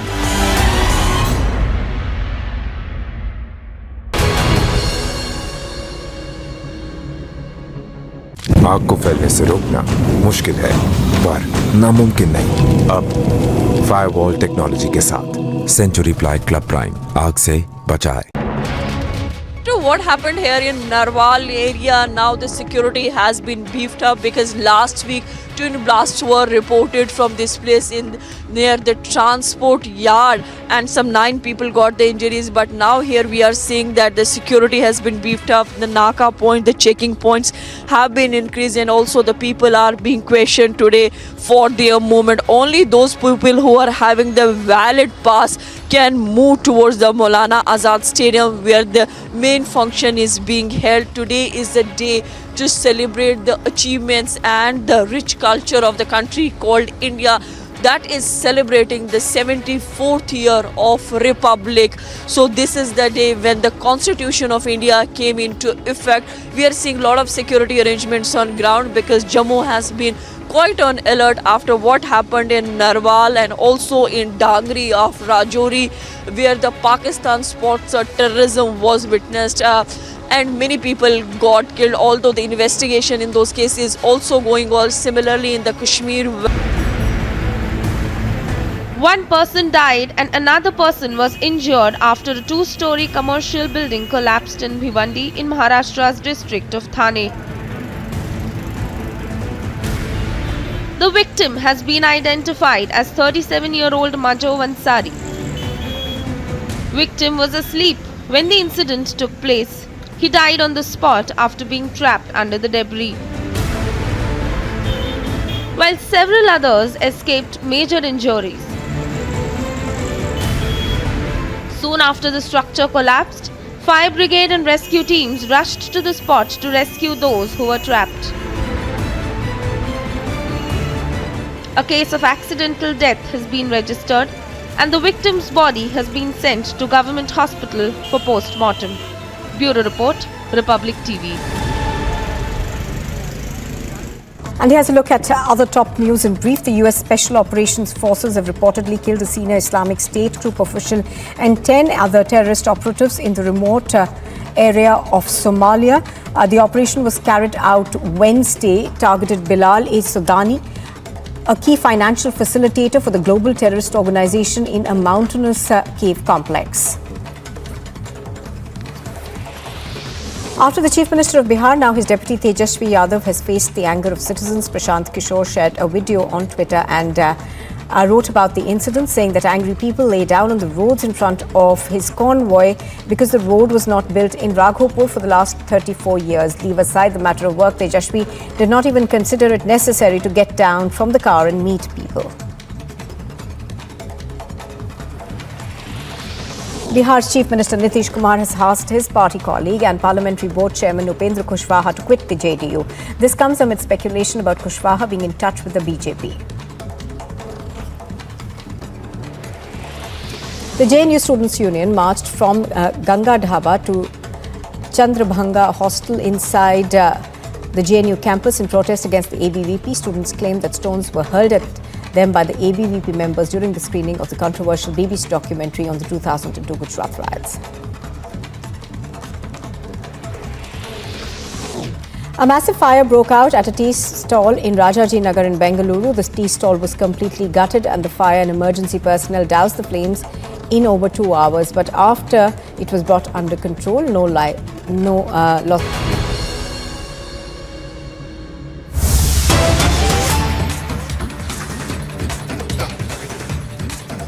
All right, a breaking news development again, and that's a threat letter to the Mumbai BJP chief, Ashish Shela.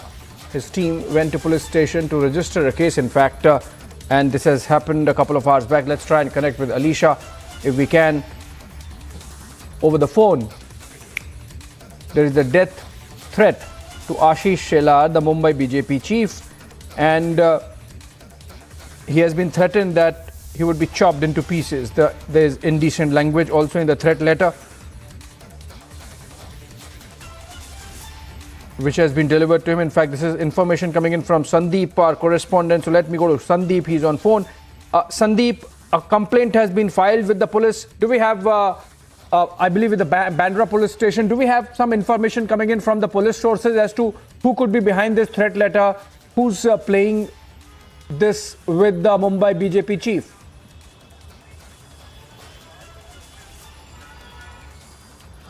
See, as far as the police inquiry is concerned, so far there is no, confirmation whether there is an FIR registered or not. But at this point of time, a case would be definitely filed by Bandra police against an unknown person, and in fact indecent words has been used by the person who have written this letter against Ashish Shelar and also a few leaders of Shinde faction. As the letter mentions that Ashish Shelar will be chopped into pieces. As of now, the motive behind this letter and the intention of the person who have written the letter is not yet clear, but most probably the police will definitely file an FIR and in fact initiate an inquiry and nab the accused.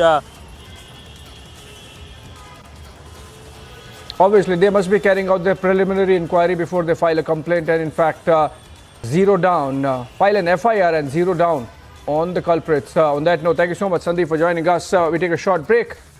After that, NIA reveals PFI killer squad reality. NIA charge sheet claims Hindu leaders were on PFI target. Can naysayers dismiss terror reality? Debating tonight, 10 p.m.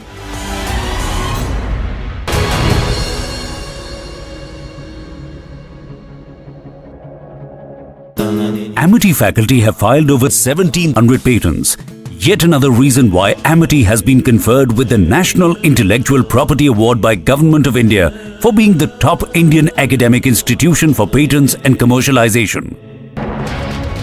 What happened here in Narwal area, now the security has been beefed up because last week twin blasts were reported from this place near the transport yard and some 9 people got the injuries, but now here we are seeing that the security has been beefed up, the Naka point, the checking points have been increased, and also the people are being questioned today for their movement. Only those people who are having the valid pass can move towards the Maulana Azad Stadium where the main function is being held. Today is the day to celebrate the achievements and the rich culture of the country called India, that is celebrating the 74th year of Republic. So this is the day when the Constitution of India came into effect. We are seeing a lot of security arrangements on ground because Jammu has been quite on alert after what happened in Narwal and also in Dangri of Rajouri, where the Pakistan sponsor terrorism was witnessed. And many people got killed, although the investigation in those cases also going on. Similarly in the Kashmir. And here's a look at other top news in brief. The US Special Operations Forces have reportedly killed a senior Islamic State group official and 10 other terrorist operatives in the remote area of Somalia. The operation was carried out Wednesday, targeted Bilal Sudani, a key financial facilitator for the global terrorist organization in a mountainous cave complex. After the Chief Minister of Bihar, now his deputy Tejasvi Yadav has faced the anger of citizens. Prashant Kishore shared a video on Twitter and wrote about the incident, saying that angry people lay down on the roads in front of his convoy because the road was not built in Raghopur for the last 34 years. Leave aside the matter of work, Tejasvi did not even consider it necessary to get down from the car and meet people. Bihar's Chief Minister Nitish Kumar has asked his party colleague and Parliamentary Board Chairman Upendra Kushwaha to quit the JDU. This comes amid speculation about Kushwaha being in touch with the BJP. The JNU Students' Union marched from Ganga Dhaba to Chandrabhanga Hostel inside the JNU campus in protest against the ABVP. Students claimed that stones were hurled at them by the ABVP members during the screening of the controversial BBC documentary on the 2002 Gujarat riots. A massive fire broke out at a tea stall in Rajaji Nagar in Bengaluru. The tea stall was completely gutted and the fire and emergency personnel doused the flames in over 2 hours. But after it was brought under control, no light.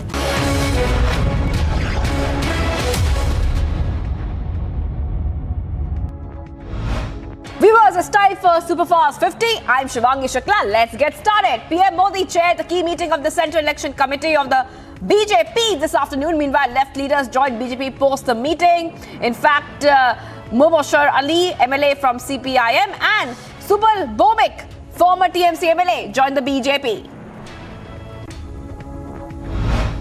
Controversy over the blocked BBC docuseries on PM Modi rages on after Kolkata, Hyderabad and Thiruvananthapuram. The blocked BBC docuseries was screened in Madras University.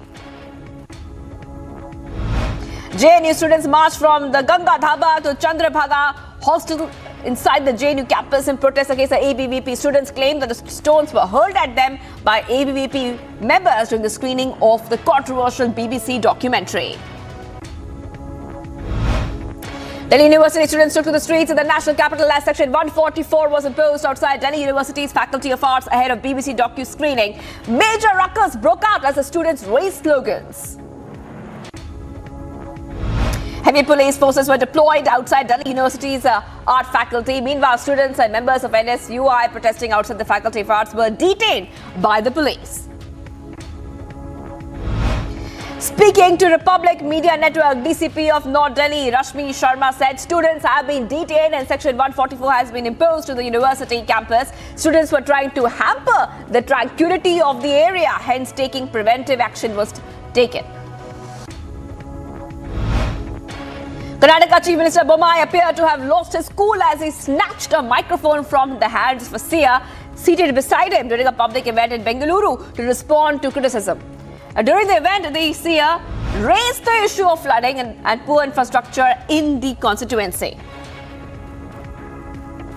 Indian Civil Aviation Regulator DGCA has imposed a penalty of 10 lakh rupees on Go First for leaving behind 55 flyers in the passenger coach at Bengaluru Airport on 9 January.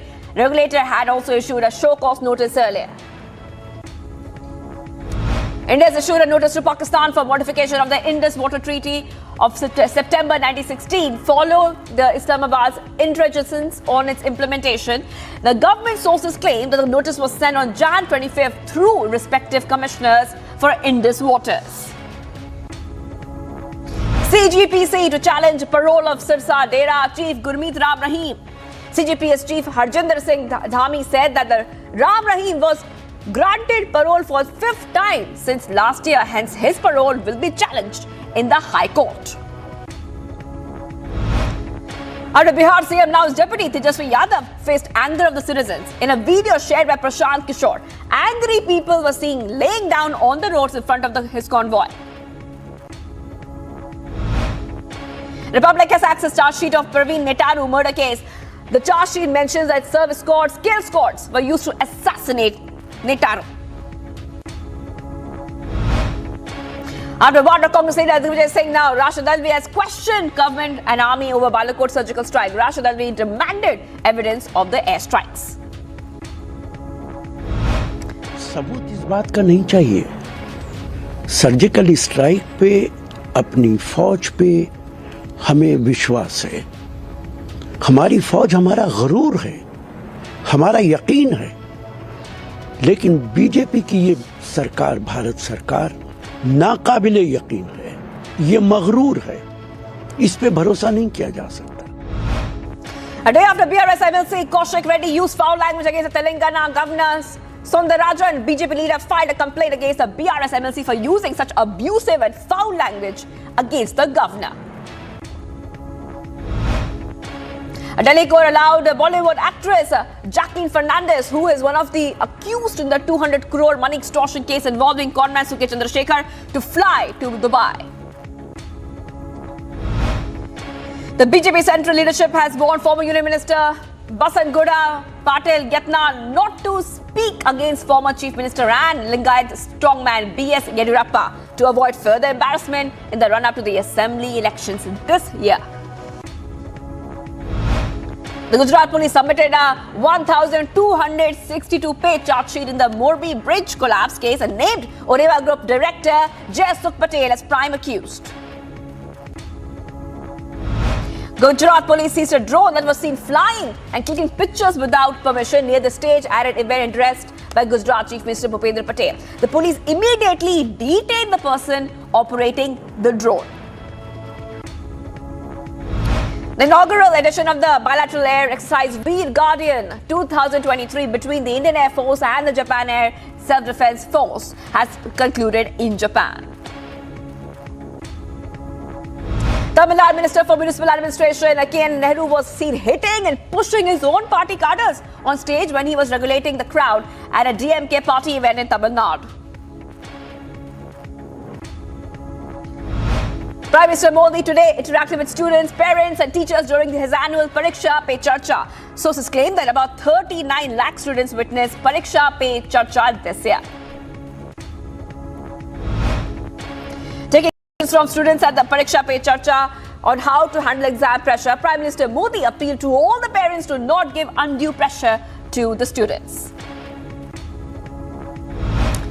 अपनी क्षमता से कम भी अपने आप को नहीं आंकना चाहिए और दोनों चीजों की बल देंगे तो मुझे पक्का विश्वास है कि आप ऐसी समस्याओं को बहुत आराम से सुलझा देंगे. Delhi's Rouse Avenue Court granted interim bail of 14 days to Sharath Reddy, one of the co-accused in the Delhi liquor excise scam. Supreme Court has agreed to hear on Feb 3rd the plea of Aam Aadmi Party's mayoral candidate Shelley Oberoi, moved demanding election for mayor post-election now will be conducted in a time-bound manner. Bihar CM Nitish Kumar had asked his party colleague and parliamentary board chairman Upendra Kushwaha to quit the JDU. However, Kushwaha hit back with a strongly worded response saying that he could not leave the party without his share in the so-called paternal property. Massive fire broke out at a tea stall in Radhaji Nagar in Bengaluru. The tea stall was completely gutted and the fire and emergency personnel doused the flames in over 2 hours after it was brought under control. No loss of lives was reported. The case of rash driving that was reported from Vijayanagara district in Karnataka, 2 motorcyclists have been injured after they lost control. The incident was caught on camera and further probe is now underway. In a shocking incident in Ajmer in Rajasthan, thieves uprooted ATM machine and looted all the cash. This comes days after the ATM machine was looted in other areas as well. A probe revealed that robbery methods in these cases were identical. 1994 ISRO espionage case accused Shibi Matthews appeared before the CBI court today. He is among the 5 accused who were supposed to appear before the CBI for questioning in Thiruvananthapuram. US Special Operations Forces have reportedly killed a senior Islamic State group official and 10 other terrorist operatives in remote northern Somalia. Viewers, it's time for all the global updates. Israel carried out airstrikes on Gaza after Palestinian militants fired 5 rockets into Israel territory. The deadly raid in the territory killed 9 Palestinians, including at least 7 militants. EU official Stefano Sannino, while addressing issues of security, said that Russia has moved the war against Ukraine into a very different stage. A human rights organization denounced the Peruvian government's handing of the ongoing protests. At least 57 people have died during the last 7 weeks of demonstrations that erupted when the Peruvian president took office after her predecessor tried to dissolve the Congress. Australian Prime Minister Anthony Albanese reiterated Australia's support for Ukraine. He said that his government has provided armoured vehicles and further military support on the ground. The US has extended their support to Ukraine. State Department spokesperson Vedant Patel said that US remains steadfast in its support for defending Ukraine amid the latest deadly Russian airstrikes. Russia launched yet more missiles and Iranian-made Shahed drones across Ukraine last night, followed by another strike of missiles this morning. On behalf of the United States, I want to extend my sympathy to all those who were hurt and condolences to the families of those killed across Ukraine. The French MSF rescued 237 migrants on the chartered rescue vessel in waters off the Libyan coast. The ship was sailing in the Mediterranean Sea when it received a distress call and all migrants were successfully rescued. Firefighters battled a massive fire that broke out at an apartment building in Los Angeles. The firefighters rushed to the spot. However, the cause of the fire is yet to be ascertained.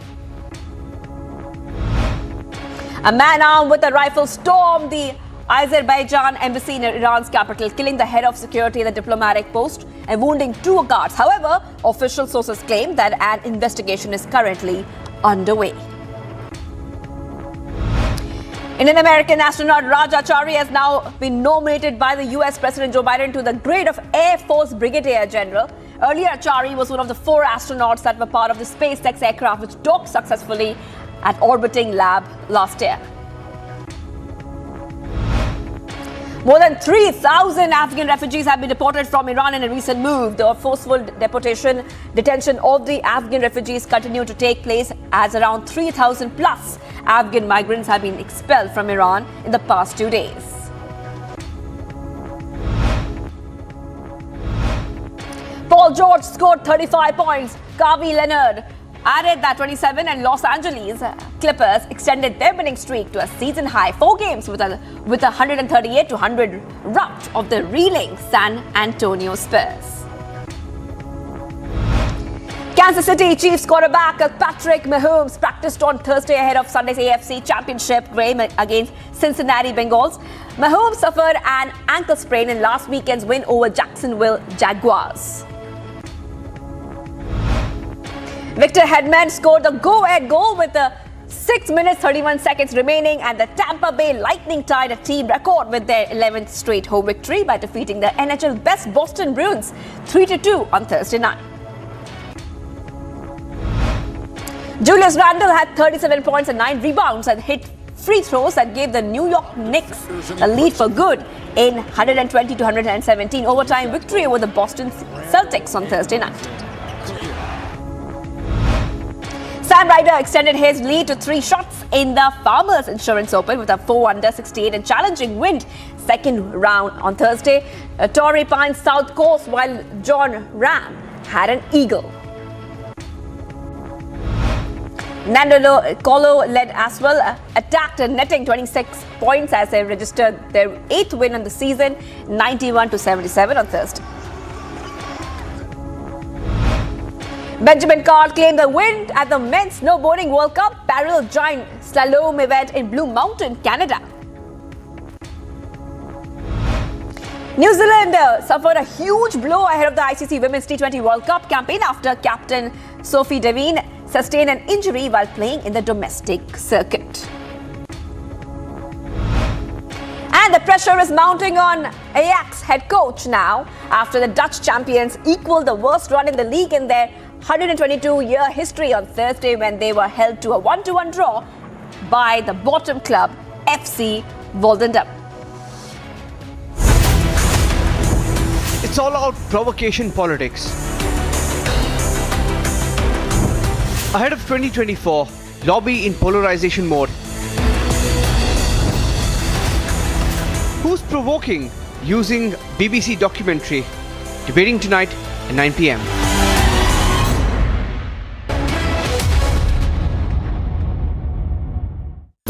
Amity faculty have filed over 1,700 patents.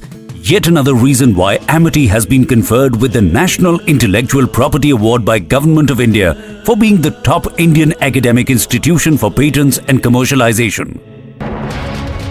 What happened here in Narwal area, now the security has been beefed up because last week twin blasts were reported from this place near the transport yard and some 9 people got the injuries, but now here we are seeing that the security has been beefed up, the Naka point, the checking points have been increased, and also the people are being questioned today for their movement. Only those people who are having the valid pass can move towards the Maulana Azad Stadium where the main function is being held. Today is the day to celebrate the achievements and the rich culture of the country called India that is celebrating the 74th year of Republic. So this is the day when the Constitution of India came into effect. We are seeing a lot of security arrangements on ground because Jammu has been quite on alert after what happened in Narwal and also in Dangri of Rajouri, where the Pakistan spots terrorism was witnessed and many people got killed, although the investigation in those cases also going on. Similarly in the Kashmir. One person died and another person was injured after a two-story commercial building collapsed in Bhiwandi in Maharashtra's district of Thane. The victim has been identified as 37-year-old Majo Ansari. Victim was asleep when the incident took place. He died on the spot after being trapped under the debris, while several others escaped major injuries. Soon after the structure collapsed, fire brigade and rescue teams rushed to the spot to rescue those who were trapped. A case of accidental death has been registered and the victim's body has been sent to government hospital for post-mortem. Bureau Report, Republic TV. And here's a look at other top news in brief. The U.S. Special Operations Forces have reportedly killed a senior Islamic State group official and 10 other terrorist operatives in the remote area of Somalia. The operation was carried out Wednesday, targeted Bilal Sudani, a key financial facilitator for the global terrorist organization in a mountainous cave complex. After the Chief Minister of Bihar, now his deputy Tejasvi Yadav has faced the anger of citizens. Prashant Kishore shared a video on Twitter and wrote about the incident, saying that angry people lay down on the roads in front of his convoy because the road was not built in Raghopur for the last 34 years. Leave aside the matter of work, Tejasvi did not even consider it necessary to get down from the car and meet people. Bihar's Chief Minister Nitish Kumar has asked his party colleague and Parliamentary Board Chairman Upendra Kushwaha to quit the JDU. This comes amid speculation about Kushwaha being in touch with the BJP. The JNU Students' Union marched from Ganga Dhaba to Chandrabhanga Hostel inside the JNU campus in protest against the ABVP. Students claimed that stones were hurled at them by the ABVP members during the screening of the controversial BBC documentary on the 2002 Gujarat riots. A massive fire broke out at a tea stall in Rajaji Nagar in Bengaluru. The tea stall was completely gutted and the fire and emergency personnel doused the flames in over 2 hours. But after it was brought under control, no loss of lives was reported.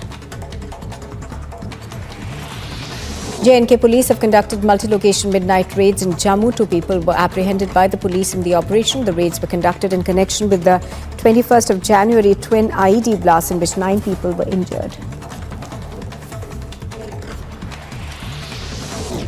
Sania Mirza will end her career with 6 Grand Slam titles after failing to win the Australian. Sir TSD कब controversial बन गई? TSD की basically controversy start हुई टाटरा से, जब general VK को पैसा offer टाटरा बिक रहा था. It was part of the equipment of the army. Problem ये थी कि उसकी कॉस्टिंग जो थी वो बहुत ज्यादा हाई थी, क्योंकि वो 3-4 जगह से घूम के अलग अलग लेवल पे लोग अपना प्रॉफिट कमा के हमको बेच रहे थे. और हमको भी क्या बेच रहे थे, तो बेसिकली BML को बेच रहे थे. BML खुद नहीं बना रहा था, it was just a mediator. तो जनरल वीके सिंह का ये था कि मैं 50 लाख का ट्रक 1 करोड़ में क्यों खरीदूं, शुड कम डायरेक्टली फ्रॉम टाटरा. उसके बाद ये कंट्रोवर्सी क्रिएट की गई.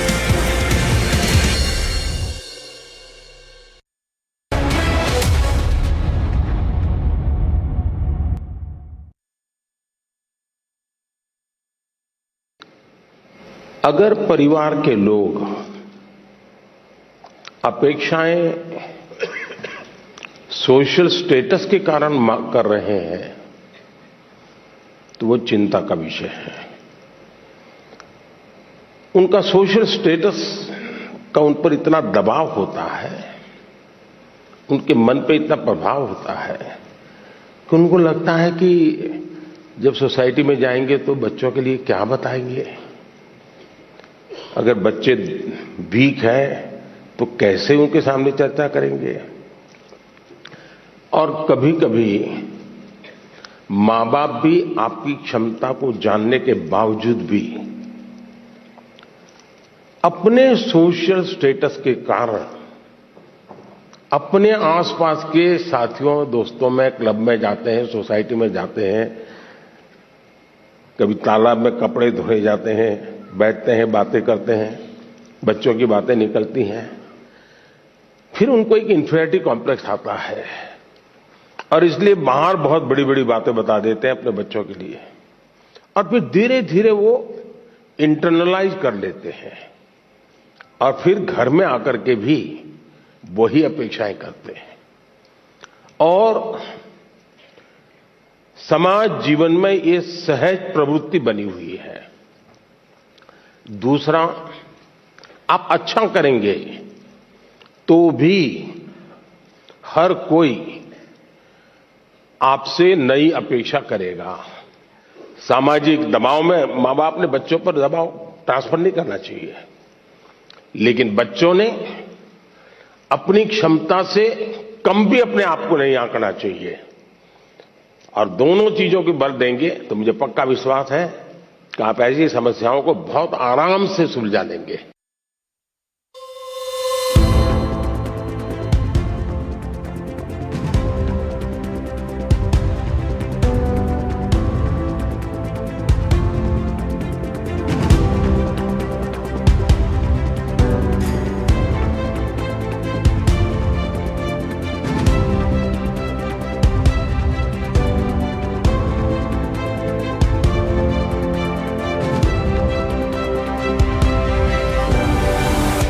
All right, viewers, these are visuals coming from Andhra Pradesh, where there's a tri-services amphibious exercise which was held in Andhra Pradesh.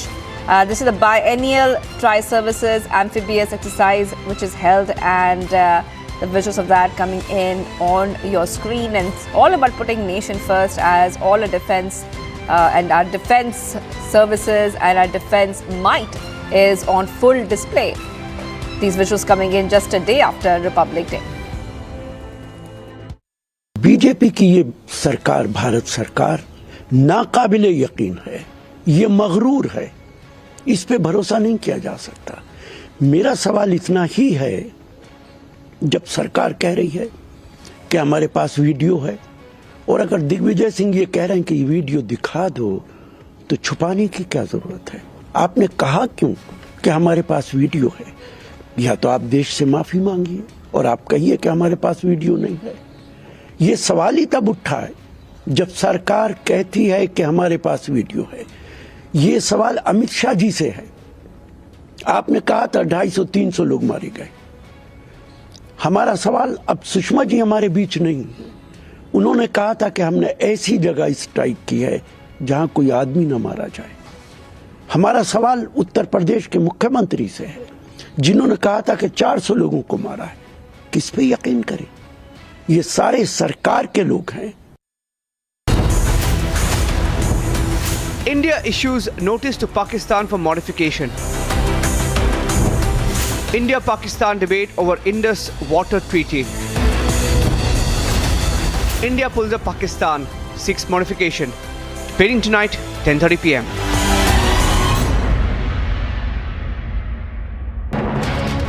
To what happened here in Narwal area, now the security has been beefed up because last week twin blasts were reported from this place in near the transport yard, and some 9 people got the injuries. But now here we are seeing that the security has been beefed up. The Naka point, the checking points have been increased, and also the people are being questioned today for their movement. Only those people who are having the valid pass can move towards the Maulana Azad Stadium, where the main function is being held. Today is the day to celebrate the achievements and the rich culture of the country called India, that is celebrating the 74th year of Republic.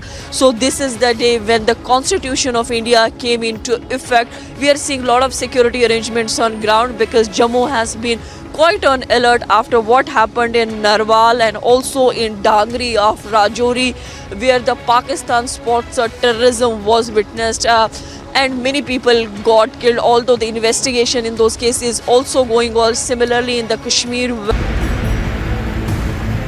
one person died and another person was injured after a 2-story commercial building collapsed in Bhiwandi in Maharashtra's district of Thane. The victim has been identified as 37-year-old Majo Ansari. Victim was asleep when the incident took place. He died on the spot after being trapped under the debris. while several others escaped major injuries. Soon after the structure collapsed, fire brigade and rescue teams rushed to the spot to rescue those who were trapped. A case of accidental death has been registered and the victim's body has been sent to government hospital for post-mortem. Bureau Report, Republic TV. And here's a look at other top news in brief. The U.S. Special Operations Forces have reportedly killed a senior Islamic State group official and 10 other terrorist operatives in the remote area of Somalia. The operation was carried out Wednesday, targeted Bilal Sudani, a key financial facilitator for the global terrorist organization in a mountainous cave complex. After the Chief Minister of Bihar, now his deputy Tejasvi Yadav has faced the anger of citizens. Prashant Kishore shared a video on Twitter and wrote about the incident, saying that angry people lay down on the roads in front of his convoy because the road was not built in Raghopur for the last 34 years. Leave aside the matter of work, Tejasvi did not even consider it necessary to get down from the car and meet people. Bihar's Chief Minister Nitish Kumar has asked his party colleague and Parliamentary Board Chairman Upendra Kushwaha to quit the JDU. This comes amid speculation about Kushwaha being in touch with the BJP. The JNU Students' Union marched from Ganga Dhaba to Chandrabhanga Hostel inside the JNU campus in protest against the ABVP. Students claimed that stones were hurled at them by the ABVP members during the screening of the controversial BBC documentary on the NIA reveals PFI killer squad reality. NIA charge sheet claims Hindu leaders were on PFI target. Can naysayers dismiss terror reality? Debating tonight, 10 p.m.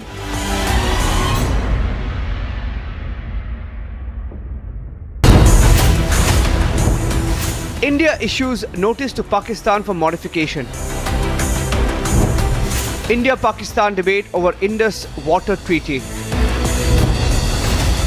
India pulls up Pakistan, seeks modification.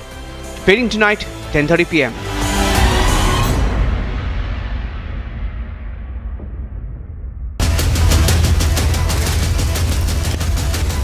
Burning Question, presented by Samsonite.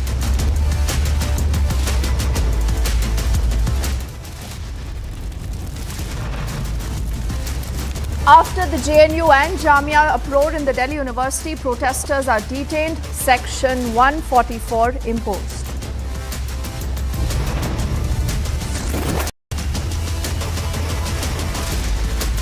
Proctor claims these protesters were not even from the Delhi University, so who's fueling the fire at the campuses? NI charge sheet exposes a mega plot. PFI kill squads plotted and executed Praveen Nettaru's murder.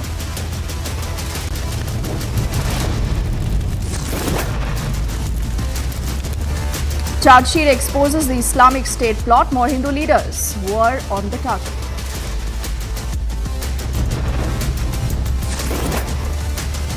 A tough message and a notice to Pakistan. India seeks the review of the Indus Water Treaty.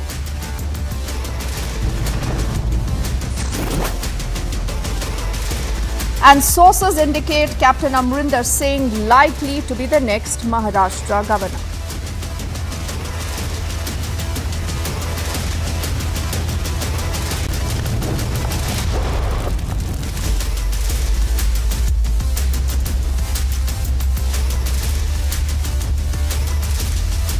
A very good evening. You're watching The Burning Question and I'm Deepthi Sachdeva.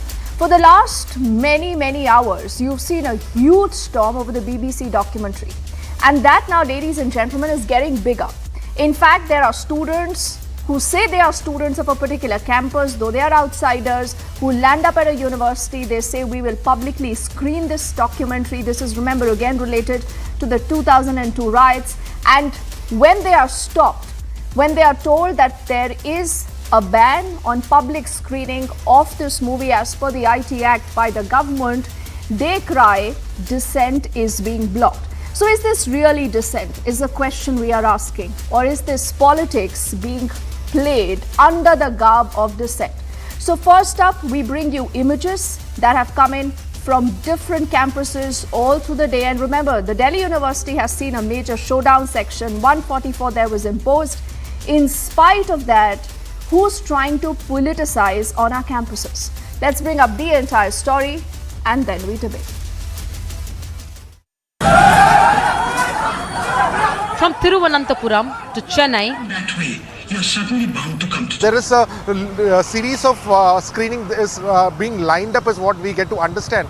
Remember, this is also a pirated version of the screening. Officially, the BBC has not even given, it has not even gone to under the CBFC scanner. So all this has not been done yet. We are seeing an illegal screening that is happening across Kerala. Obviously, the protest has also started from the BJP quarters. Hyderabad. At the Hyderabad Central University over the screening of the BBC documentary inside the campus, where we saw that the ABVP students also staged a massive protest, and also amid the protest they also did a screening of the Kashmir files to mark the protest against the screening of the BBC documentary which was planned by the SFI student group. Kolkata. The debate over the BBC banned documentaries on here in Kolkata and West Bengal, as yesterday we saw that a section of the students of Jadavpur University, they streamed that particular documentary, though unofficially, but students gathered and they were watching that documentary within the campus, and because of a technical snag they had to stop in the midway because the documentary has already been banned. And right to the national capital. A lot of students from the Delhi University have gathered here, and continuously they are being asked by the administration continuously via speakers to not gather at one place and just clear this entire area of the North Campus. These are the visual everywhere. You can see the security forces have been beefed up, because we are also learning that around at 5 p.m. there's one more protest by the Bhim Army for the screening of this documentary, because Bhim Army also stated that at 5 p.m. they're going to screen the documentary. Educational campuses across India have turned into hubs for protest. Taken out of the university, forces being used. The government has set the record straight. Let me just make it very clear. We think this is a propaganda piece designed to push a particular discredited narrative. The bias, a lack of objectivity, and frankly a continuing colonial mindset is blatantly visible. Yet others are questioning the timing of release. This kind of thing is coming from a people who had predicted that India will not be able to protect its freedom, its democracy, and India will be broken into pieces. So it's the same mindset. Now they see that India is not only united, India is not only democratic, India has not only preserved its freedom, but now India is being viewed as leader of the world. Therefore, they are feeling upset. The lack of factual reporting is clear. Streaming the documentary has been blocked in the country. Agency inputs have highlighted potential law and order situation. So who is stoking fire on campuses? The opposition is questioning the Modi government.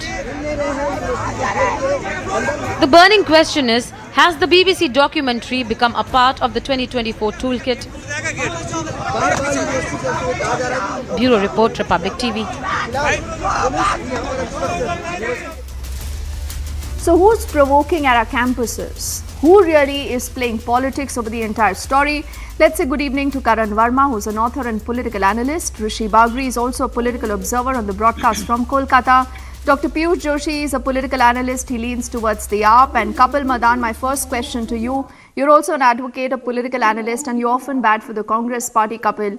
First up, I want to understand who's provoking students at the campus and why, Kapil? So I think, madam, you need to ask this question to the law enforcement authorities, because I am not their spokesperson, or neither I am, representing any of the, enforcement agencies. You need to ask this question if someone is acting or doing any act of violence, who's the person behind it. I think there should be a thorough investigation. And anyone who wants to stoke unnecessary controversy that results in violence, he needs to be booked. He needs to be proceeded against as per the law. Okay, interesting, because you will, make an advocate argument and you think you can get away with this. But before I come to I'm not Karan getting and away with Rishi, it. Perhaps Dr. you made Joshi, do you hold a different view? Okay, I'll tell you why. Because the NSUI, you have leaders from Kerala who've flown down to Delhi. They were in the Delhi University earlier, Dr. Piyush Joshi, and when they were asked for their I-cards, they ran away.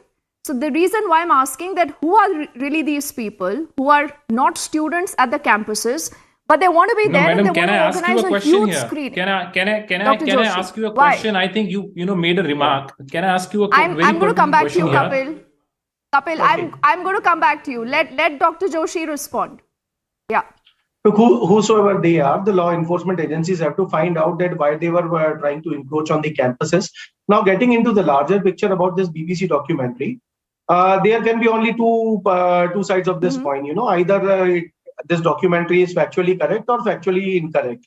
Okay, so and the government has very clearly mentioned that this documentary seems to be factually incorrect. Okay, and it is a prejudiced documentary and suffering from a colonial mindset. That's the government's official version. So fair enough, if that is your official version, take the BBC to task and book them under libel laws.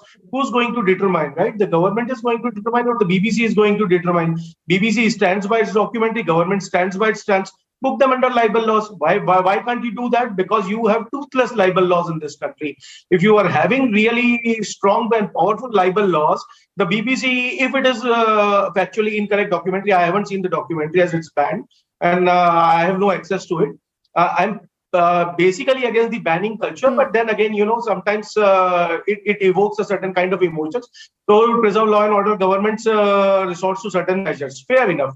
But what I'm trying to say that book them under libel laws, right? Like make them pay. But Dr. Joshi, then are you then?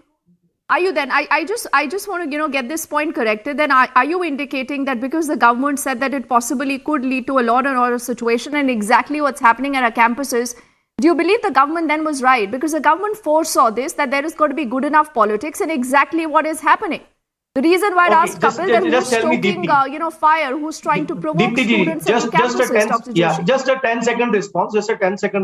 It's not going to take long. How many people watch BBC in this country, right?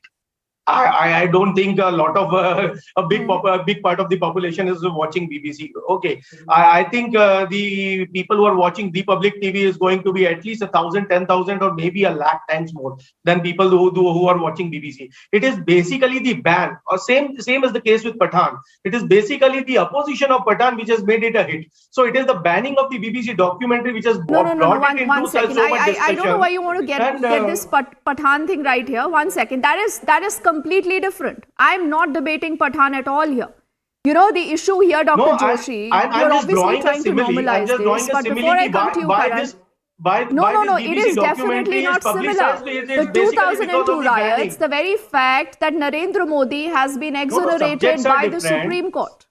Multiple SITs formed into the case. He's been questioned multiple times. So, I won't even say this is apple and oranges, Dr. Joshi. You're obviously trying to set out another debate, and I'm not getting there. I have a very pointed question. You want to watch this documentary in spite of the government, going ahead with a blocking of this documentary?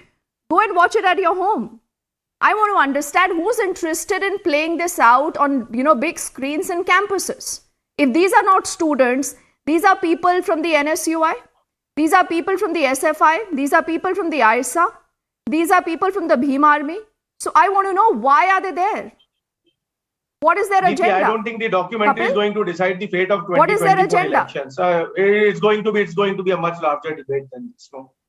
I think so clearly you obviously are reading politics into this. Exactly why you're looking at politics happening, Kapil.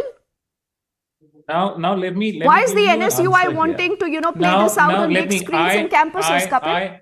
Madam, I will first would like to question when you mentioned that there were few students from NSUI allegedly from Kerala. They traveled, and when they were asked to show their iCards, they ran away. So, madam, I mean, I would like to ask you the source. Is there an official FIR registered which mentions and which records this incident? Please answer yes or no. Are you quoting an incident that has been reported I don't need to the to public, answer that. or it is Cameras no? were Why? live. I mean, One you second, can't, Kapil. madam, you Kapil, can't, madam, you can't. Kapil, why madam, don't you can't categorically make say an that no allegation. one from the NSUI No, I am was there? asked. No, There are people madam, on why camera should- saying we ma'am, are from the I don't NSUI. know. People on camera Madam, saying I they're from the don't Bhim know. Army. Because I will not make this any is the statement problem. where This I is don't the have a problem. When factual you people basis to get support. caught, when you people get Madam, caught, the problem is you want madam, to hit the out at the problem is- messenger. Madam, not that I madam, care the for problem that. is Not that you I want care to for argue. that, Rishi. Before Madam, I come madam, to Karan, Rishi, I know. Kapil, I know you will now Kapil, deviate there the is no conversation argument. because I you don't asked you a have an simple answer. question. If You don't anyone have an wants to answer. watch the Madam, movie, I they am can also watch it at responding. home. I The just point wanted is, to why do you check. want to, say that you will create madam, a huge madam, screen, you madam, will can display you this point out documentary? the source and of what you are I saying want to on the understand, camera? Kapil, because you are Do an you have advocate, you any will source? understand that the Supreme Madam, Court of the country I understand. has That's the reason opined why I'm on asking you something a very basic definitely. question. Why don't Madam, we believe I'm that asking still, you a- Rishi? Madam, Rishi, I am and my asking you a- Rishi, I am one asking second, you a very Kapil, basic and a you fundamental might want to question. distract the debate, please. No, We're I wasting don't want time, to Rishi. distract. I want to I ask am just another thing asking from you. you. I just want to ask you whatever you're saying. Do you Campuses, have any Rishi, is source? where you have multiple Do you views. have any answer? I want to know because no one from the BJP is on the panel, Rishi. Is the government going overboard? I mean, let people watch the documentary, let them decide, because they all know the truth. They all know that the Supreme Court has categorically spoken on the entire issue, Rishi. So why a block / a ban at all? No, the BBC documentary is heavily lopsided false propaganda. It's completely on the Gujarat riot, 2002 riots. You need to understand the BBC documentary is a gross interference in the internal affairs of our country, and it casts serious aspiration on the independent judiciary. You need to understand several Indian courts, including the Supreme Court, have time and again has ruled out that the Gujarat riots were brought under control immediately, effectively, and there is no evidence to suggest that the state police were asked to refrain from attacking the rioters. There was no such incident. So you can understand the problem is it is a propaganda. It is actually directly attacking the Supreme Court judgment. It is subverting our Indian judiciary also. And they are also attacking our vibrant democracy also. Also the wisdom of our voter who is choosing a particular person again and again. And the timing is very important. You need to understand why this timing. The timing is important because this what you call it actually this comes when we are just 1 year before the elections, the Lok Sabha election, and we just overtaken Britain as the 5th largest economy. So actually we have ruffled many feathers in the West. So that could be one of the reason why they are attacking India, which is actually Who's behind this? which is Rishi, politically stable. let's cut the chase. Let's take a very pointed dive into this before I come to Karan. Rishi, who's behind this? Who's behind this entire propaganda? Who wants to actually, hit out at Narendra Modi, and in this very critical year, as you're saying, not a building up to 2024, but the big G20 presidency? Who's behind this? No, you need to say again the fact that today India is politically stable, unlike many of the developed countries, economically prospering under the strong leadership. The strong leadership was able to catapult India as a global power. So we you are the mean to 5th say the largest UK economy right government now. is plotting? It can be anyone. It can be the UK government. It can be the Western countries your foreign who policy actually is have a a mess problem. then. They are having an unsecured. So your foreign policy is a mess. What my foreign policy is the mess? What do you mean by that? No, Our foreign this policy is is what doing much happens. better. There are Dr. many Joshi, deep this is states what happens which are when there we to don't speak as subvert the one. things. When it comes to India, we don't speak as one. It gets us versus them. You forget that the enemy is someone else. The enemy is not within. Dr. Joshi, please let Rishi complete his point and then I'll go to Karan. Yes. Okay, Rishi, but you haven't answered my question. All that is done. The truth is for everyone to know. You have the Supreme Court, the highest court of the country, that has exonerated Prime Minister Modi. I want to know, is the government going overboard in announcing a ban / a block? Because, a lot of these people today are anyways watching it. You've given more publicity to the entire documentary because otherwise no one would have even noticed, Rishi. That's true, but you need to understand it is a government duty to uphold the sanctity of the Supreme Court judgment. When the judgment has given the clean chits, when everything has been completely after a 10-year of scrutiny, everything has been given. They were given a clean chit. Then why you are again bringing this documentary here? And mind it, from 2004 to 2014, Okay, so it you was not a also BJP question the government; it was a UPA government. Yeah. Obviously, Yes. just before a Lok Sabha Absolutely, election, that is right. just after That is when right. India overtook Britain as a fifth Okay, largest so economy. so Why this is happening? this is then, Rishi, according to you, a hit job. This is according to Rishi, then a hit job. The government has obviously, spoken about because- law and order concerns and exactly what Karan we've seen on the campuses. But a lot of students today are saying that, listen, you will not tell us what we can watch, what we can't watch. They say this is dissent. The government is crushing dissent. Is the government guilty of doing that, Karan? Deepti, no self-respecting country would allow such a documentary to be aired which undermines the very edifice of the country. It undermines the credibility of our judiciary. I mean, which self-respecting nation or which self-respecting citizen would allow this to be screened? I am surprised when Dr. Joshi compares this to a film like Pathan. This is the judiciary of our country we are talking. A 10-year rigorous process that exonerated a man who won mandate after mandate amongst the people and is one of the most powerful prime ministers in the country, in the world today. Today, the nation, the world is looking towards Prime Minister Modi, who is heading the G20. India is heading the G20 presidency. We are the fifth largest economy. Yes. And for God's sake, we are more at threat with our Trojan horses inside who want to incite every single fault line. Be it the anti-CAA protests, be it the farm protests. They want to carry on with this propaganda and misinformation. Instead of making sense, instead of being united at this time, they want to give a documentary. This is complete colonial hangover. Instead of their own judiciary, they want to give precedence to that documentary made in Britain. And they are the same people who wanted Kashmir files cancelled. They wanted Kashmir files cancelled. They are first to clap when Kashmir files is called a propaganda, and they are ready to lap this up as the ultimate truth. That is their hypocrisy. Today, this lobby stands exposed, and they keep getting exposed one after the other. Whether it is 2024 or not, this lobby is getting exposed. I'll again, Karan, say Kashmir files again, like Pathan is no comparison, neither is Kashmir files, because this is something that has gone through judicial scrutiny. You've seen the Supreme Court, the highest court of the country, opining about this, about the 2002 riots. Well, that's right. So, Kapil, let me try asking you this again. Kapil, then do you support the government when they have banned and blocked the screening of this movie? So my view is like this. Now, if you have any objection with the movie, and if you say that any portion of the movie or any part of the movie shows contrary to what has been said by the Honorable Supreme Court, then yes, perhaps you have a good case. You should, go before the court, get an injuncction order, why and is get there it a caveat? stopped Why is and there blocked. a caveat at all? Madam, Kapil, there is no caveat. Allow me. You don't want to. Better understanding of the law than anyone else. You don't want to listen and a logic. You don't want to listen. No, why logic. can't we I'm be giving direct, you a Kapil? logic. Kapil, sir, why can't we be direct? Now tell me something. I'm asking you a very direct question. Can the government? You exactly know what the Supreme Court has said. You know exactly what has happened over the 2002 riots. You know the fact that Narendra Modi has been exonerated by the Supreme Court, Kapil. So tell me something. Tell me something. In all fairness, you are not. Why are you getting so jittery about it?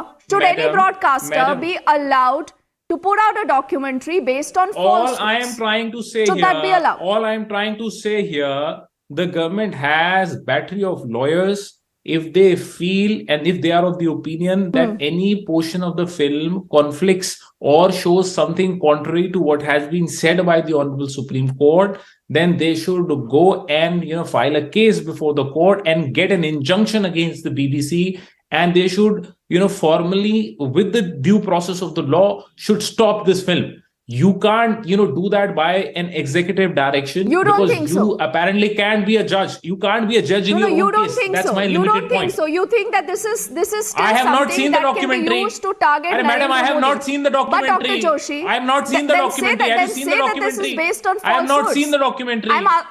Madam, Madam, So I have not seen the exactly why I'm documentary. Have you saying seen the this, documentary? But you know what the Supreme Court has said. You don't have to watch a documentary to tell me what the Madam, Supreme Court has now- said. Now, Has the Supreme madam, Court I, exonerated madam, Narendra I Modi am or now not? such a genius. Kapil, please I am not don't- Has the Supreme as Court, genius as you are. Kapil, exonerated Madam, I the am Prime not as Minister genius or as not? you, that It's you a want to simple comment yes on or the no. documentary and the content of the documentary without looking at the documentary. I am not such a It's genius. not the Perhaps you documentary. have Forget that the ability. documentary. Do I you am remember not, what I the am not Supreme such Court a has genius. said? I know. All I'm saying, I think Karan, isn't that the real problem? The opposition or those who oppose Narendra Modi are not even willing to accept that there is a clean shit coming in from the highest court of the country. So they latch on to almost anything that is there, trying to allude to any kind of falsehood also. Karan. I'll come to you, Dr. Joshi. Karan first. Kapil is an extremely learned lawyer, and I don't know why he's acting so naive here. So many excerpts are out in the public domain. So much of footage is out where it's in clear contravention to what the Honorable Supreme Court has said. And Kapil understands that better than most of us sitting here. So why this compulsion of Kapil to say they should go through the legal process? Such a documentary, which is clearly casting aspersions on our judiciary. And there's no if and but in this, Kapil. They are clearly holding a man guilty for this, who has been acquitted by the Honorable Supreme Court. Do you think that should be allowed? Isn't that against the nationalistic spirit? Have the guts to say that. Be bipartisan in such matters at least. Kapil, quickly, then I'll go to both Rishi and Dr. Joshi. Kapil, quickly. Karan, I am here to make a limited point. All I'm trying to say here is that I am, a student of the law, and every person needs to respect the judiciary, including BBC and including everyone here on the panel. All I'm trying to say here is that you can't, by your executive powers, have passed this kind of gag orders. There is a reason why you have judiciary in the country. There, people go to the judiciary if they are wrong. You can't do it by an executive direction. All I'm trying to say here, file a case, and get an injunction from the court of law, demonstrate to the court that yes, there are portions in the BBC documentary that shows a contradictory or a conflicting view what has been said by the Honorable Supreme Court. And then Dr. Joshi, and do then you perhaps agree you with have a what better Kapil is case. saying, or you believe that the government really has a fit case I here am not taking to side not here. allow I the am here screening only on of the this process. movie, I am the not taking documentary? any side here. Dr. Joshi. The main thing is that the government can exercise its executive rights if the government feels that it is going to create a law and order situation. But I personally think that it was not going to happen because nobody watches BBC. Not many people indeed. So it wouldn't have come to that. But my another point is, if you really feel the government has taken a decision, ban the documentary, we need to respect that. For us, the Supreme Court has passed the order that Narendra Modi ji has been acquitted. So fair enough, let's close it at that. For me, from 2014 onwards, this government has performed enough blunders Kapil, Dr. fight Joshi is forgetting what happened during satanic verses. He's forgetting clearly what happened during Gandhi. Did you wait for the court to intervene then? I mean, I just don't want to understand that when there is freedom of expression, but this is the 21st century. It should be on all sides. Right? It should be for everyone. You can't cite freedom of speech, freedom of expression, Rishi, selectively, and that's a question that will go out to everyone, all political parties, Rishi. No, you need to I'm making the same point. The BBC documentary is a gross interference in the internal affairs and casts a serious aspiration on the independence of the judiciary, independent Indian judiciary. It is also an attack on the Indian democracy and an insult to the Indian voters.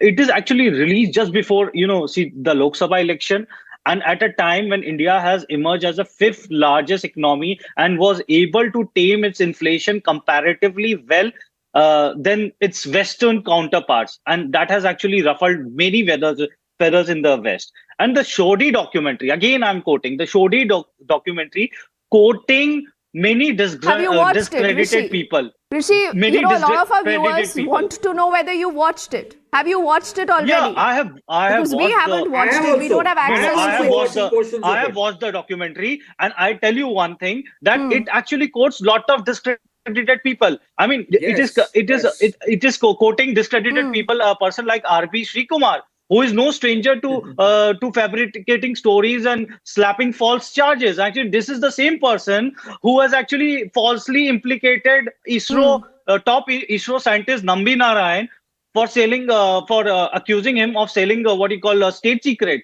and actually, pushed back our cryogenic project for years. I mean, this is the kind of people they have actually quoted. They have quoted Teesta Setalwat, who actually got exposed several times in the court for falsification of the witnesses. And actually, she caught red-handed in tutoring the witnesses. There was a videos for many videos. She also actually, what you call manipulated, and she also what you call misappropriated funds. And that is Rishi out of the public domain. That's what I said. That for someone like a couple to say that if something is wrong, then the courts can intervene, the government can approach the courts is fine. But Dr. Joshi, tell me something. The very fact today that you have images like these that are playing out on our campuses, you have a showdown in almost all campuses, you have confrontation, you have people saying, Inqilab Zindabad. Tell me something, Inqilab Zindabad, why are these slogans being raised vis-a-vis this documentary series? Doesn't that expose that there is a larger and a bigger agenda behind this? The person who has been casting aspersions on Honorable Supreme Court was the Honorable Law Minister, Mr. Kiran Rijiju, when he questions the authority and wisdom of the Honorable Judges of the Supreme Court, right? So whether they are shouting Inqilab Zindabad or not, that just doesn't matter. The government has passed an executive order, and we all have to follow it. It doesn't matter. Because the government. We've all seen what happened at Jamia. You tell a student not to go that way, he will go that way. We've seen what happened at the Delhi University. Are we going to be normalizing such scenes, such slogans? Outsiders jumping onto a campus, Dr. Joshi. It wouldn't have come to that. क्योंकि मोदी को हराना है. अरे चलता नहीं है madam, ये क्या है? ये डॉक्यूमेंट्री आती और चली जाती. सवाल ही नहीं उठता. मोदी जी को हराने के लिए 2014 के बाद से उनके बहुत सारी नीतियां ही बहुत काफी हैं. उसके लिए 2002 तक जाने की जरूरत नहीं है. मेरा सिर्फ इतना सा कहना है. All I want to say is this documentary. Arey Karan, don't worry, I am not frustrated, I am very content, okay? And I am a happy man, so don't worry about that. Now, what I am trying to say here, this documentary would have come and gone, and nobody would have watched it if it was not for that ban. This documentary would have just come and gone. That's what would have happened. But you give an opportunity to certain people who want to watch the documentary that bhai kuch galat hoga tabi ye documentary ko ban kiya hai. The same thing happened with Aandhi. When Aandhi was banned, people wanted to watch Aandhi. So that's the natural human tendency. That's all. But you cannot allow such a documentary which is against our spirit. He says, Kapil, this is a natural tendency. But Kapil, why is it today that you can't take a position? I'll come to you, Karan. Kapil, why can't you take a position today on the fact that what the Supreme Court has said, what this documentary is purportedly trying to exhibit, and what you're seeing on the campuses? Just look at these images on our screens. This is, Kapil, earlier from the Delhi University, where you had people who were not students. When they were asked to show their iCards, the proctor is on record to say they are not even students. Yes. So, aren't you curious? Are you concerned that who really are these people who were sent to these campuses to say, let's put out big screens, let's put out the documentary series, let's provoke everyone, let's say this government is fascist, let's say this government is crushing dissent? My only limited point here, as I've said earlier also, is that I have admittedly I have not seen that particular documentary, and I'm saying this on the national TV. My only concern here is that the government is not above the law. The government is not above the constitution. They also need to follow the law of the land. And again, I am saying, if the government has any objection with any portion of the documentary, they should go to the court, get an injunction order. Then they would be in a far better position. But the government right now, Kapil, is using the provisions of the IT law. They can use executive power to do this. Isn't that the point, Karan? So that's now. The government is using exactly the power that entails it to go ahead by citing law and order, Kapil, and that's the reason why they have put out a ban/a block on the movie. Let me give you an example. It also appears to me that the government does not have enough material, because if the government knew that the documentary depicts anything that has been said, contrary to what the Honorable Supreme Court has said, then they would make a case of contempt before the Honorable Supreme Court. I mean, you can't, represent a distorted version of what has been said in the Supreme Court. All I am trying to say here, I am not taking an side on the Why content are of the you giving film. so much importance to the BBC? Kapil, I don't understand why should you be giving so much importance to what the BBC says at all. Karan, quickly, we need to start wrapping up. Karan, yes. Last word to you, Karan. Kapil, it is not worth their time to build a case. It's an open and shut case. This documentary is holding our Prime Minister guilty of something he has been acquitted. We have the executive power to ban it. We are not interested. They don't deserve our time and attention to build strong cases against them. That's all I'm saying. You can pass any kind of judgment. While sitting here at Republic, but unfortunately, that's now how we fight cases. That's now how the judiciary functions. We are not fighting cases. That's not how Republic. the process of the law functions. Perhaps you can pass any judgment here. It is the Supreme Court. It is the Supreme Court that has exonerated you are well within your right. Modi. The freedom of expression also gives you a right to say anything you can say. You're a lawyer. Do not try to digress the debate. We need to wrap. You haven't answered my critical question that who were these outsiders? Who were sent there to provoke the students? And do remember again, like I said, this is a matter of investigation. We've completely run out of time. So thank you all, gentlemen, for speaking to us and for your time here. We quickly will take it across to our colleague Niranjan, also joining us from our Mumbai studios to take ahead this edition of The Burning Question. Thank you for that. Dipti, this story that we've been tracking for many months now, the story of Praveen Nettaru. For the longest time, we knew that the PFI was involved, but for the first time, we have exact details of it. The NIA charge sheet is out. Republic TV has accessed the full charge sheet. We have pages from the charge sheet, over 90 pages, and the details are damning. Talking about not just the kill squads, but how the murder was plotted, where the weapons were stored, and how members of the now banned PFI were directly the murderers. Take a look. In the wee hours of July 26, 2022, 32-year-old Praveen Nettaru was hacked to death by 3 bike-borne assailants in Bengaluru's Bellare. Praveen Nettaru was hit 30 times on the head with lethal weapons, and it was all part of a radical plot.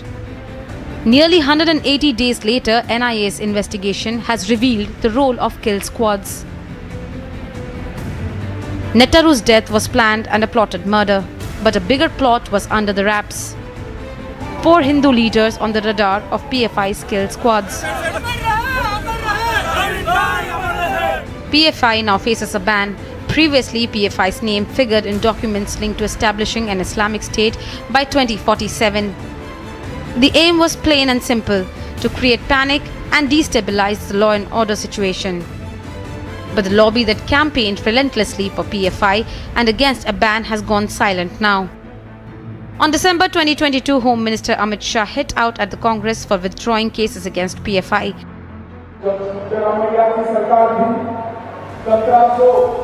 PFI cadre को इनके पर हुए case वापस लेने का काम किया था और भारतीय जनता पार्टी की नरेंद्र मोदी सरकार ने PFI को बैन कर सबको जेल में डालने का।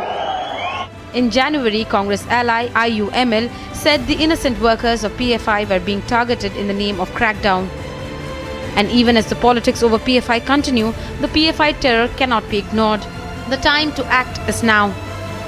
Bureau Report, Public TV. And joining us on the burning question this evening are Vijay Prasad, spokesperson of the BJP in Karnataka, Sangeet Ragi, professor, Delhi University and a political analyst, and Professor Geeta Bhatt, political analyst. Tausif Ahmed Khan is joining us. He's an advocate and a political analyst, joining us live from Kolkata, and Professor D.K. Giri, political commentator from Delhi. Professor Giri, very alarming details. In fact, I have the copy of the chart sheet, Professor Giri. And you remember those times when we used to debate, the murder of Praveen Nettaru. A lot of people would come on the show, and PFI wasn't banned back then, and they would actually make a case for the PFI. And I want to tell you some of the details that I have with me, which my colleague, Prajwal has accessed. These are pages of the chart sheet as well. I have the printed sheets from the chart sheet copy, right? I'm reading it out verbatim, okay? The NIA has established the role of killer PFI squads to assassinate prominent Hindu leaders. PFI carried out the murder of Praveen Nettaru for revenge in retaliation to Kalamja Masood's murder. They planned to murder Hindu leaders, hatched the plan to murder Praveen in 3 days. 4 targets were chosen, 1 person was eventually killed. Right? This is the most alarming part. I'm reading out verbatim from the charge sheet. Professor Giri. Weapons used for assassinations were stored in madrasas, masjids, schools and houses. All these places were connected with PFI functionaries. PFI wanted to establish an Islamic State by 2047. These are not in the same order but different parts of the charge sheet that I've pulled out.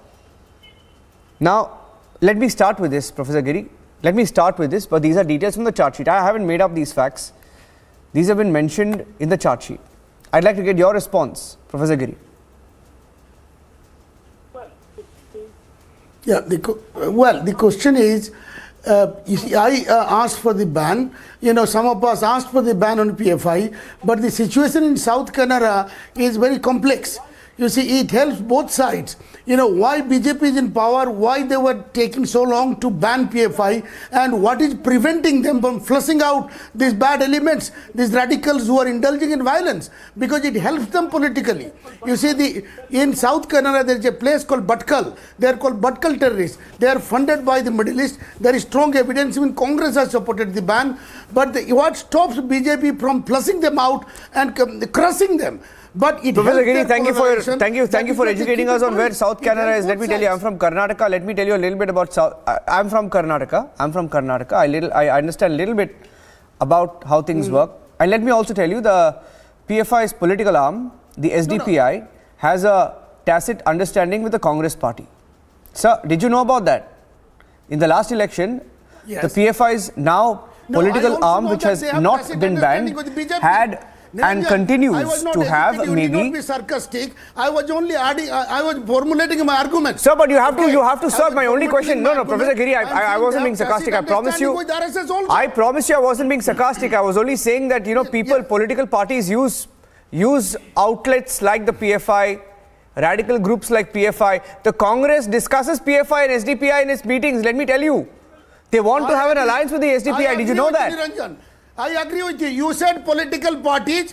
I agree with you. Political parties, you said, that includes BJP as well. That is the correction I want to make. That's a big allegation you're making. Political parties. I'll let Vijay Prasad respond to you. You're alleging that the BJP. Sir, do you have an alliance, Mr. Vijay Prasad? Do you have an alliance with the SDPI?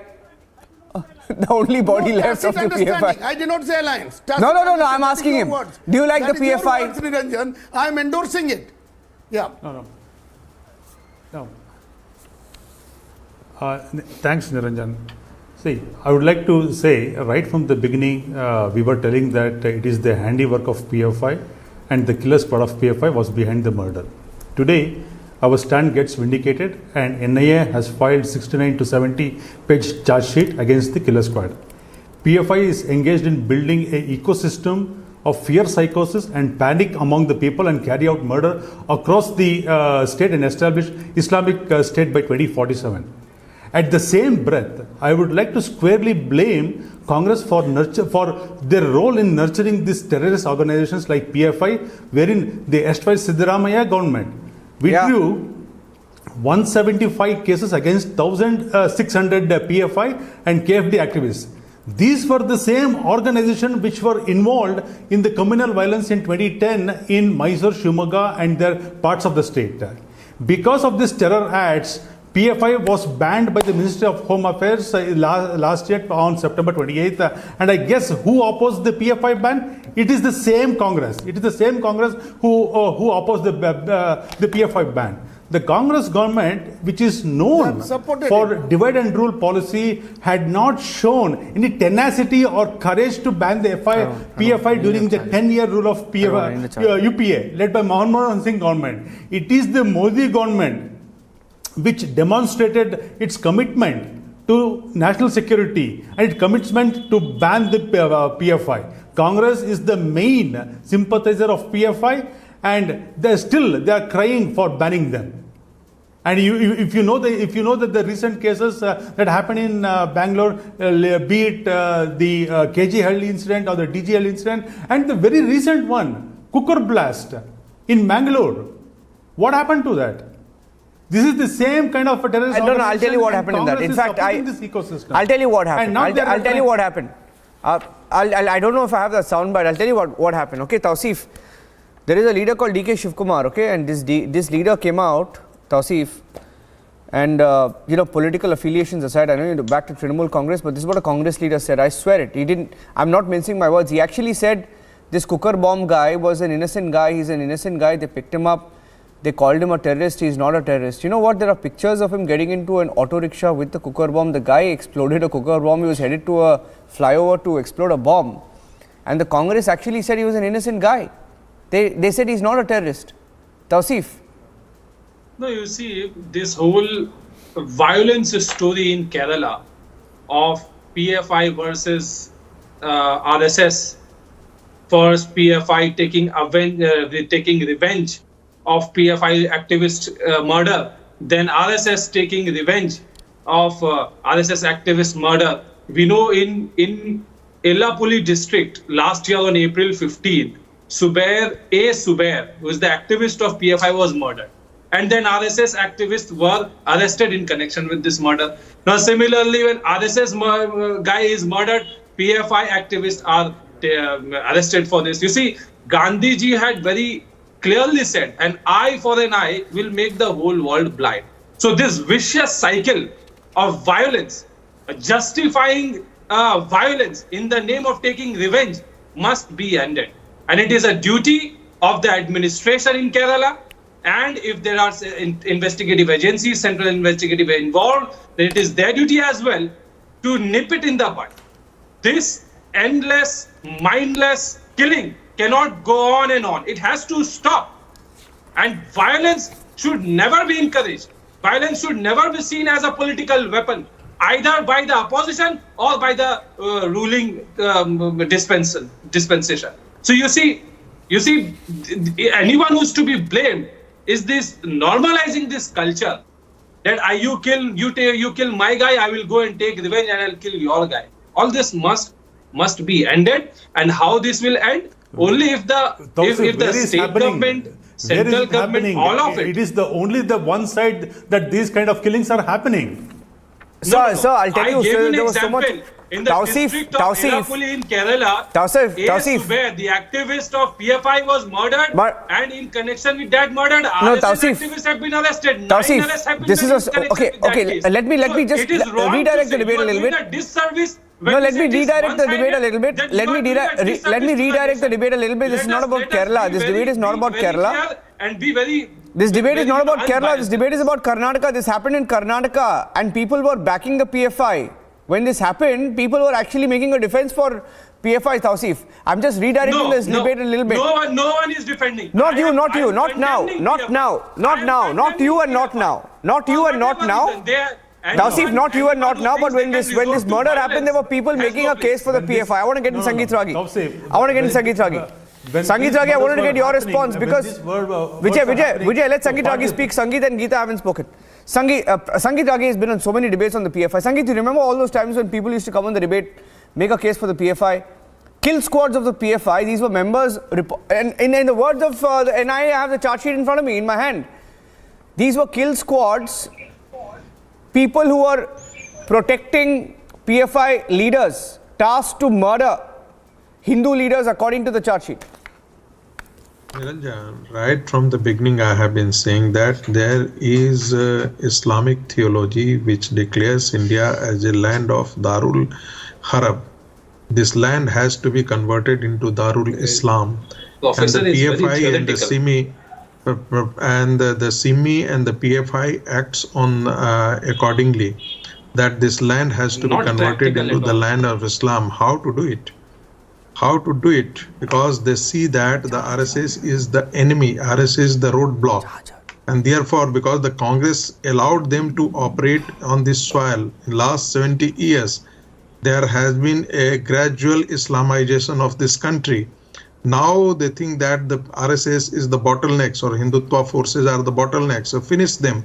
And that is why they have created a service cadre The service cadre are equipped with all sophisticated machinery, all sophisticated guns, and their duty is to kill the Hindu leaders in the country.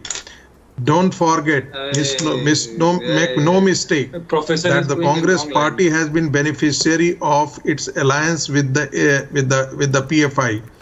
We know it very well that in 2015 Congress has released 400 PFI workers. 176 cases of this kind of things. They were involved in the arson, loot, dacoity, arms. They were released. And who were the people? It was the Congress party who did this job in order to get its support of the SDPI in Karnataka election. So let us understand it very well that there are the political parties which have been backing up, and that is why PFI flourished. Simi was banned, that outfit got a different face, a different look in terms of the PFI and the agenda. You will be understand that the most of the people who were part of the Simi were the part of the PFI. No, I'll tell. Sir, let me. So, Sangeet, now the last question, because I have only 1.5 minutes left, I want to ask Professor Geeta Bhatt. Professor Geeta Bhatt, do you think SDPI should be banned? SDPI is the political arm of the PFI. Do you think they should be banned? Well, you see, as all the other panelists also have spoken about it, Popular Front of India has been, the way they have been conducting themselves for the last 2 decades, and nevertheless it is very clear that it is this radicalized mindset which earlier was existing in the form of SIMI, the Students Islamic Movement of India, which was banned around 2005-06, and then their leaders, they disintegrated, they formed, smaller organizations, and later together came under this large umbrella of PFI, under which is political wing of SDPI is working. There are many other NGO type social organizations working, are continuously working in conversions, especially Hindu girls are being converted, and also in campuses, the Campus Front of India, which has been banned. That we saw that in Karnataka, this whole where the burqa was being again and again being put forward for school education. Who all were behind it? So this, there is a large conspiracy. If you see, and it is very clear. Not only that, even during when the Prime Minister was to visit in July, Patna, that time also before that, the PFI activists were exposed there, the kind of documents which were found there. In detail, it was documented that what is their intention, how they want to convert this country into an Islamic state, their agenda, which they have been talking again and again about all of the documents that have been found. And I think the NIA has explicitly put on record on paper what time and again a large number of people have been pointing let me tell you, Professor Geeta Bhatt, the time that we've discussed this subject is not enough, and we are coming back with the subject at 10 p.m. Professor D.K. Giri and Tausi for disagreeing. This is not, us making up these stats. It's the NIA which in the course of its investigation in the last few months has come up with this. And if the NIA has been saying it, and if in the last few months, several PFI modules were found in different states that spoke of a 2047 Islamic nation plot. These are not figments of imagination, sir. These are agencies that have investigated and have put this on record. And it's not a joke. We'll come back with this at 10 p.m. Only for now. Thank you for joining us. We're coming back with the subject at 10 p.m.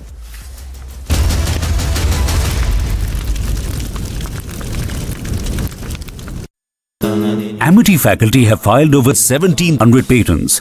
Yet another reason why Amity has been conferred with the National Intellectual Property Award by Government of India for being the top Indian academic institution for patents and commercialization. To what happened here in Narwal area, now the security has been beefed up because last week twin blasts were reported from this place in near the transport yard and some 9 people got the injuries. But now here we are seeing that the security has been beefed up, the Naka point, the checking points have been increased, and also the people are being questioned today for their movement. Only those people who are having the valid pass can move towards the Maulana Azad Stadium where the main function is being held. Today is the day to celebrate the achievements and the rich culture of the country called India, that is celebrating the 74th year of Republic. So this is the day when the Constitution of India came into effect. We are seeing a lot of security arrangements on ground because Jammu has been quite on alert after what happened in Narwal and also in Dangri of Rajouri, where the Pakistan sports terrorism was witnessed. And many people got killed, although the investigation in those cases is also going on. Similarly, in the Kashmir, one person died and another person was injured after a 2-story commercial building collapsed in Bhiwandi in Maharashtra's district of Thane. The victim has been identified as 37-year-old Majo Ansari. Victim was asleep when the incident took place. He died on the spot after being trapped under the debris, while several others escaped major injuries. Soon after the structure collapsed, fire brigade and rescue teams rushed to the spot to rescue those who were trapped. A case of accidental death has been registered and the victim's body has been sent to government hospital for post-mortem. Bureau Report, Republic TV. And here's a look at other top news in brief. The US Special Operations Forces have reportedly killed a senior Islamic State group official and 10 other terrorist operatives in the remote area of Somalia. The operation was carried out Wednesday, targeted Bilal Sudani, a key financial facilitator for the global terrorist organization in a mountainous cave complex. After the Chief Minister of Bihar, now his deputy Tejasvi Yadav has faced the anger of citizens. Prashant Kishore shared a video on Twitter and wrote about the incident, saying that angry people lay down on the roads in front of his convoy because the road was not built in Raghopur for the last 34 years. Leave aside the matter of work, Tejasvi did not even consider it necessary to get down from the car and meet people. Bihar's Chief Minister Nitish Kumar has asked his party colleague and Parliamentary Board Chairman Upendra Kushwaha to quit the JDU. This comes amid speculation about Kushwaha being in touch with the BJP.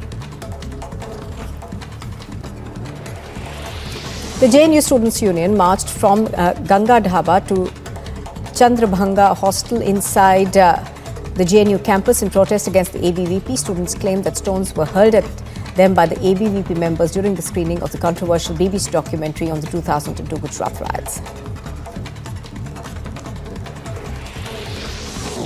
A massive fire broke out at a tea stall in Rajaji Nagar in Bengaluru. The tea stall was completely gutted and the fire and emergency personnel doused the flames in over 2 hours. But after it was brought under control, no loss of lives was reported.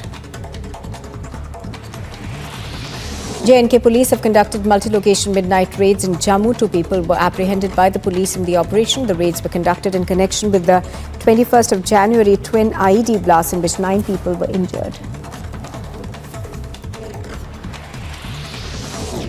Sania Mirza will end her career with 6 Grand Slam titles after failing to win the Australian Open Mixed Doubles Trophy with compatriot Rohan Bopanna. Despite facing severe foreign exchange shortage and being under economic crisis,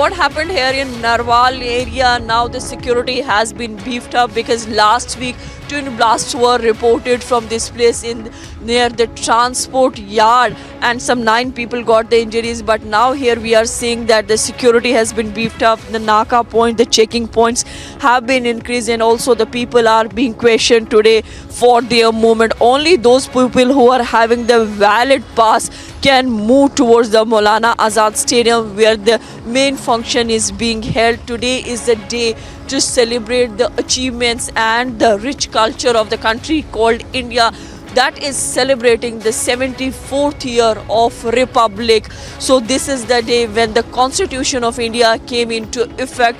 We are seeing a lot of security arrangements on ground because Jammu has been quite on alert after what happened in Narwal and also in Dangri of Rajouri, where the Pakistan spots terrorism was witnessed.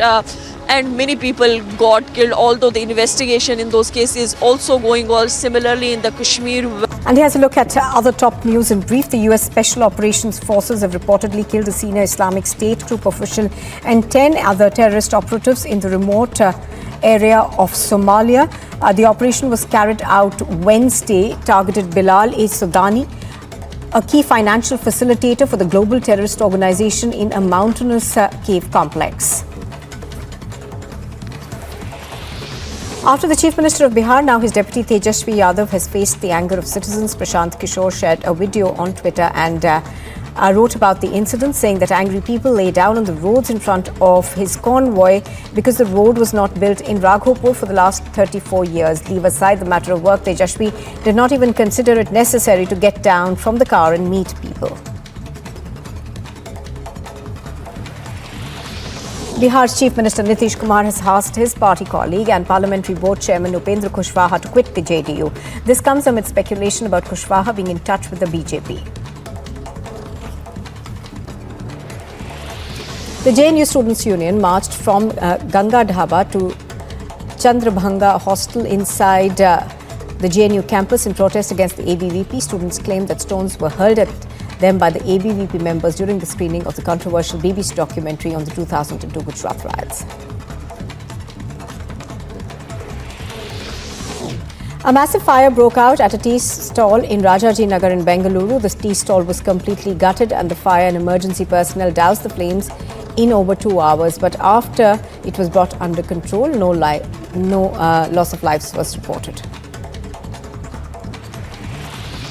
J&K police have conducted multi-location midnight raids in Jammu. 2 people were apprehended by the police in the operation. The raids were conducted in connection with the 21st of January twin IED blasts in which 9 people were injured. Sania Mirza will end her career with 6 Grand Slam titles after failing to win the Australian Open Mixed Doubles Trophy with compatriot Rohan Bopanna. Despite facing severe foreign exchange shortage and being under economic crisis, the government of Pakistan has ordered a massive hike of 30% in development funds to the PKR, 90 billion for parliamentarians, according to Dawn. Prime Minister Modi will address the annual NCC PM rally at Karyappa Parade Ground in Delhi on Saturday. This year, of course, the NCC celebrates its 74th year of its inception. West Bengal's Chief Minister Mamata Banerjee has said that Bengali is the 2nd largest spoken language in Asia and the 5th largest in the world. The statement was made. 1 person died and another person was injured after a 2-story commercial building collapsed in Bhiwandi in Maharashtra's district of Thane. The victim has been identified as 37-year-old Majo Ansari. Victim was asleep when the incident took place. He died on the spot after being trapped under the debris.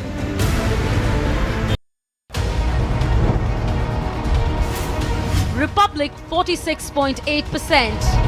314% more viewership than News 18 in super prime time. Content supremacy destroys landing experiment. Republic TV, the voice of people. Republic TV, the All India #1.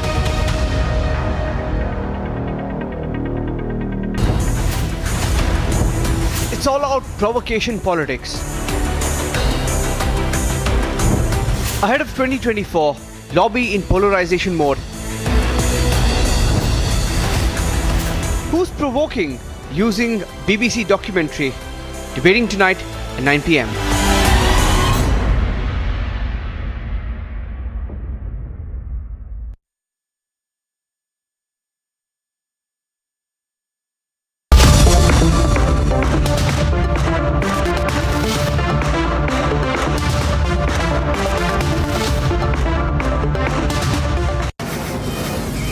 From the Delhi studios of Republic TV, it's time for the debate.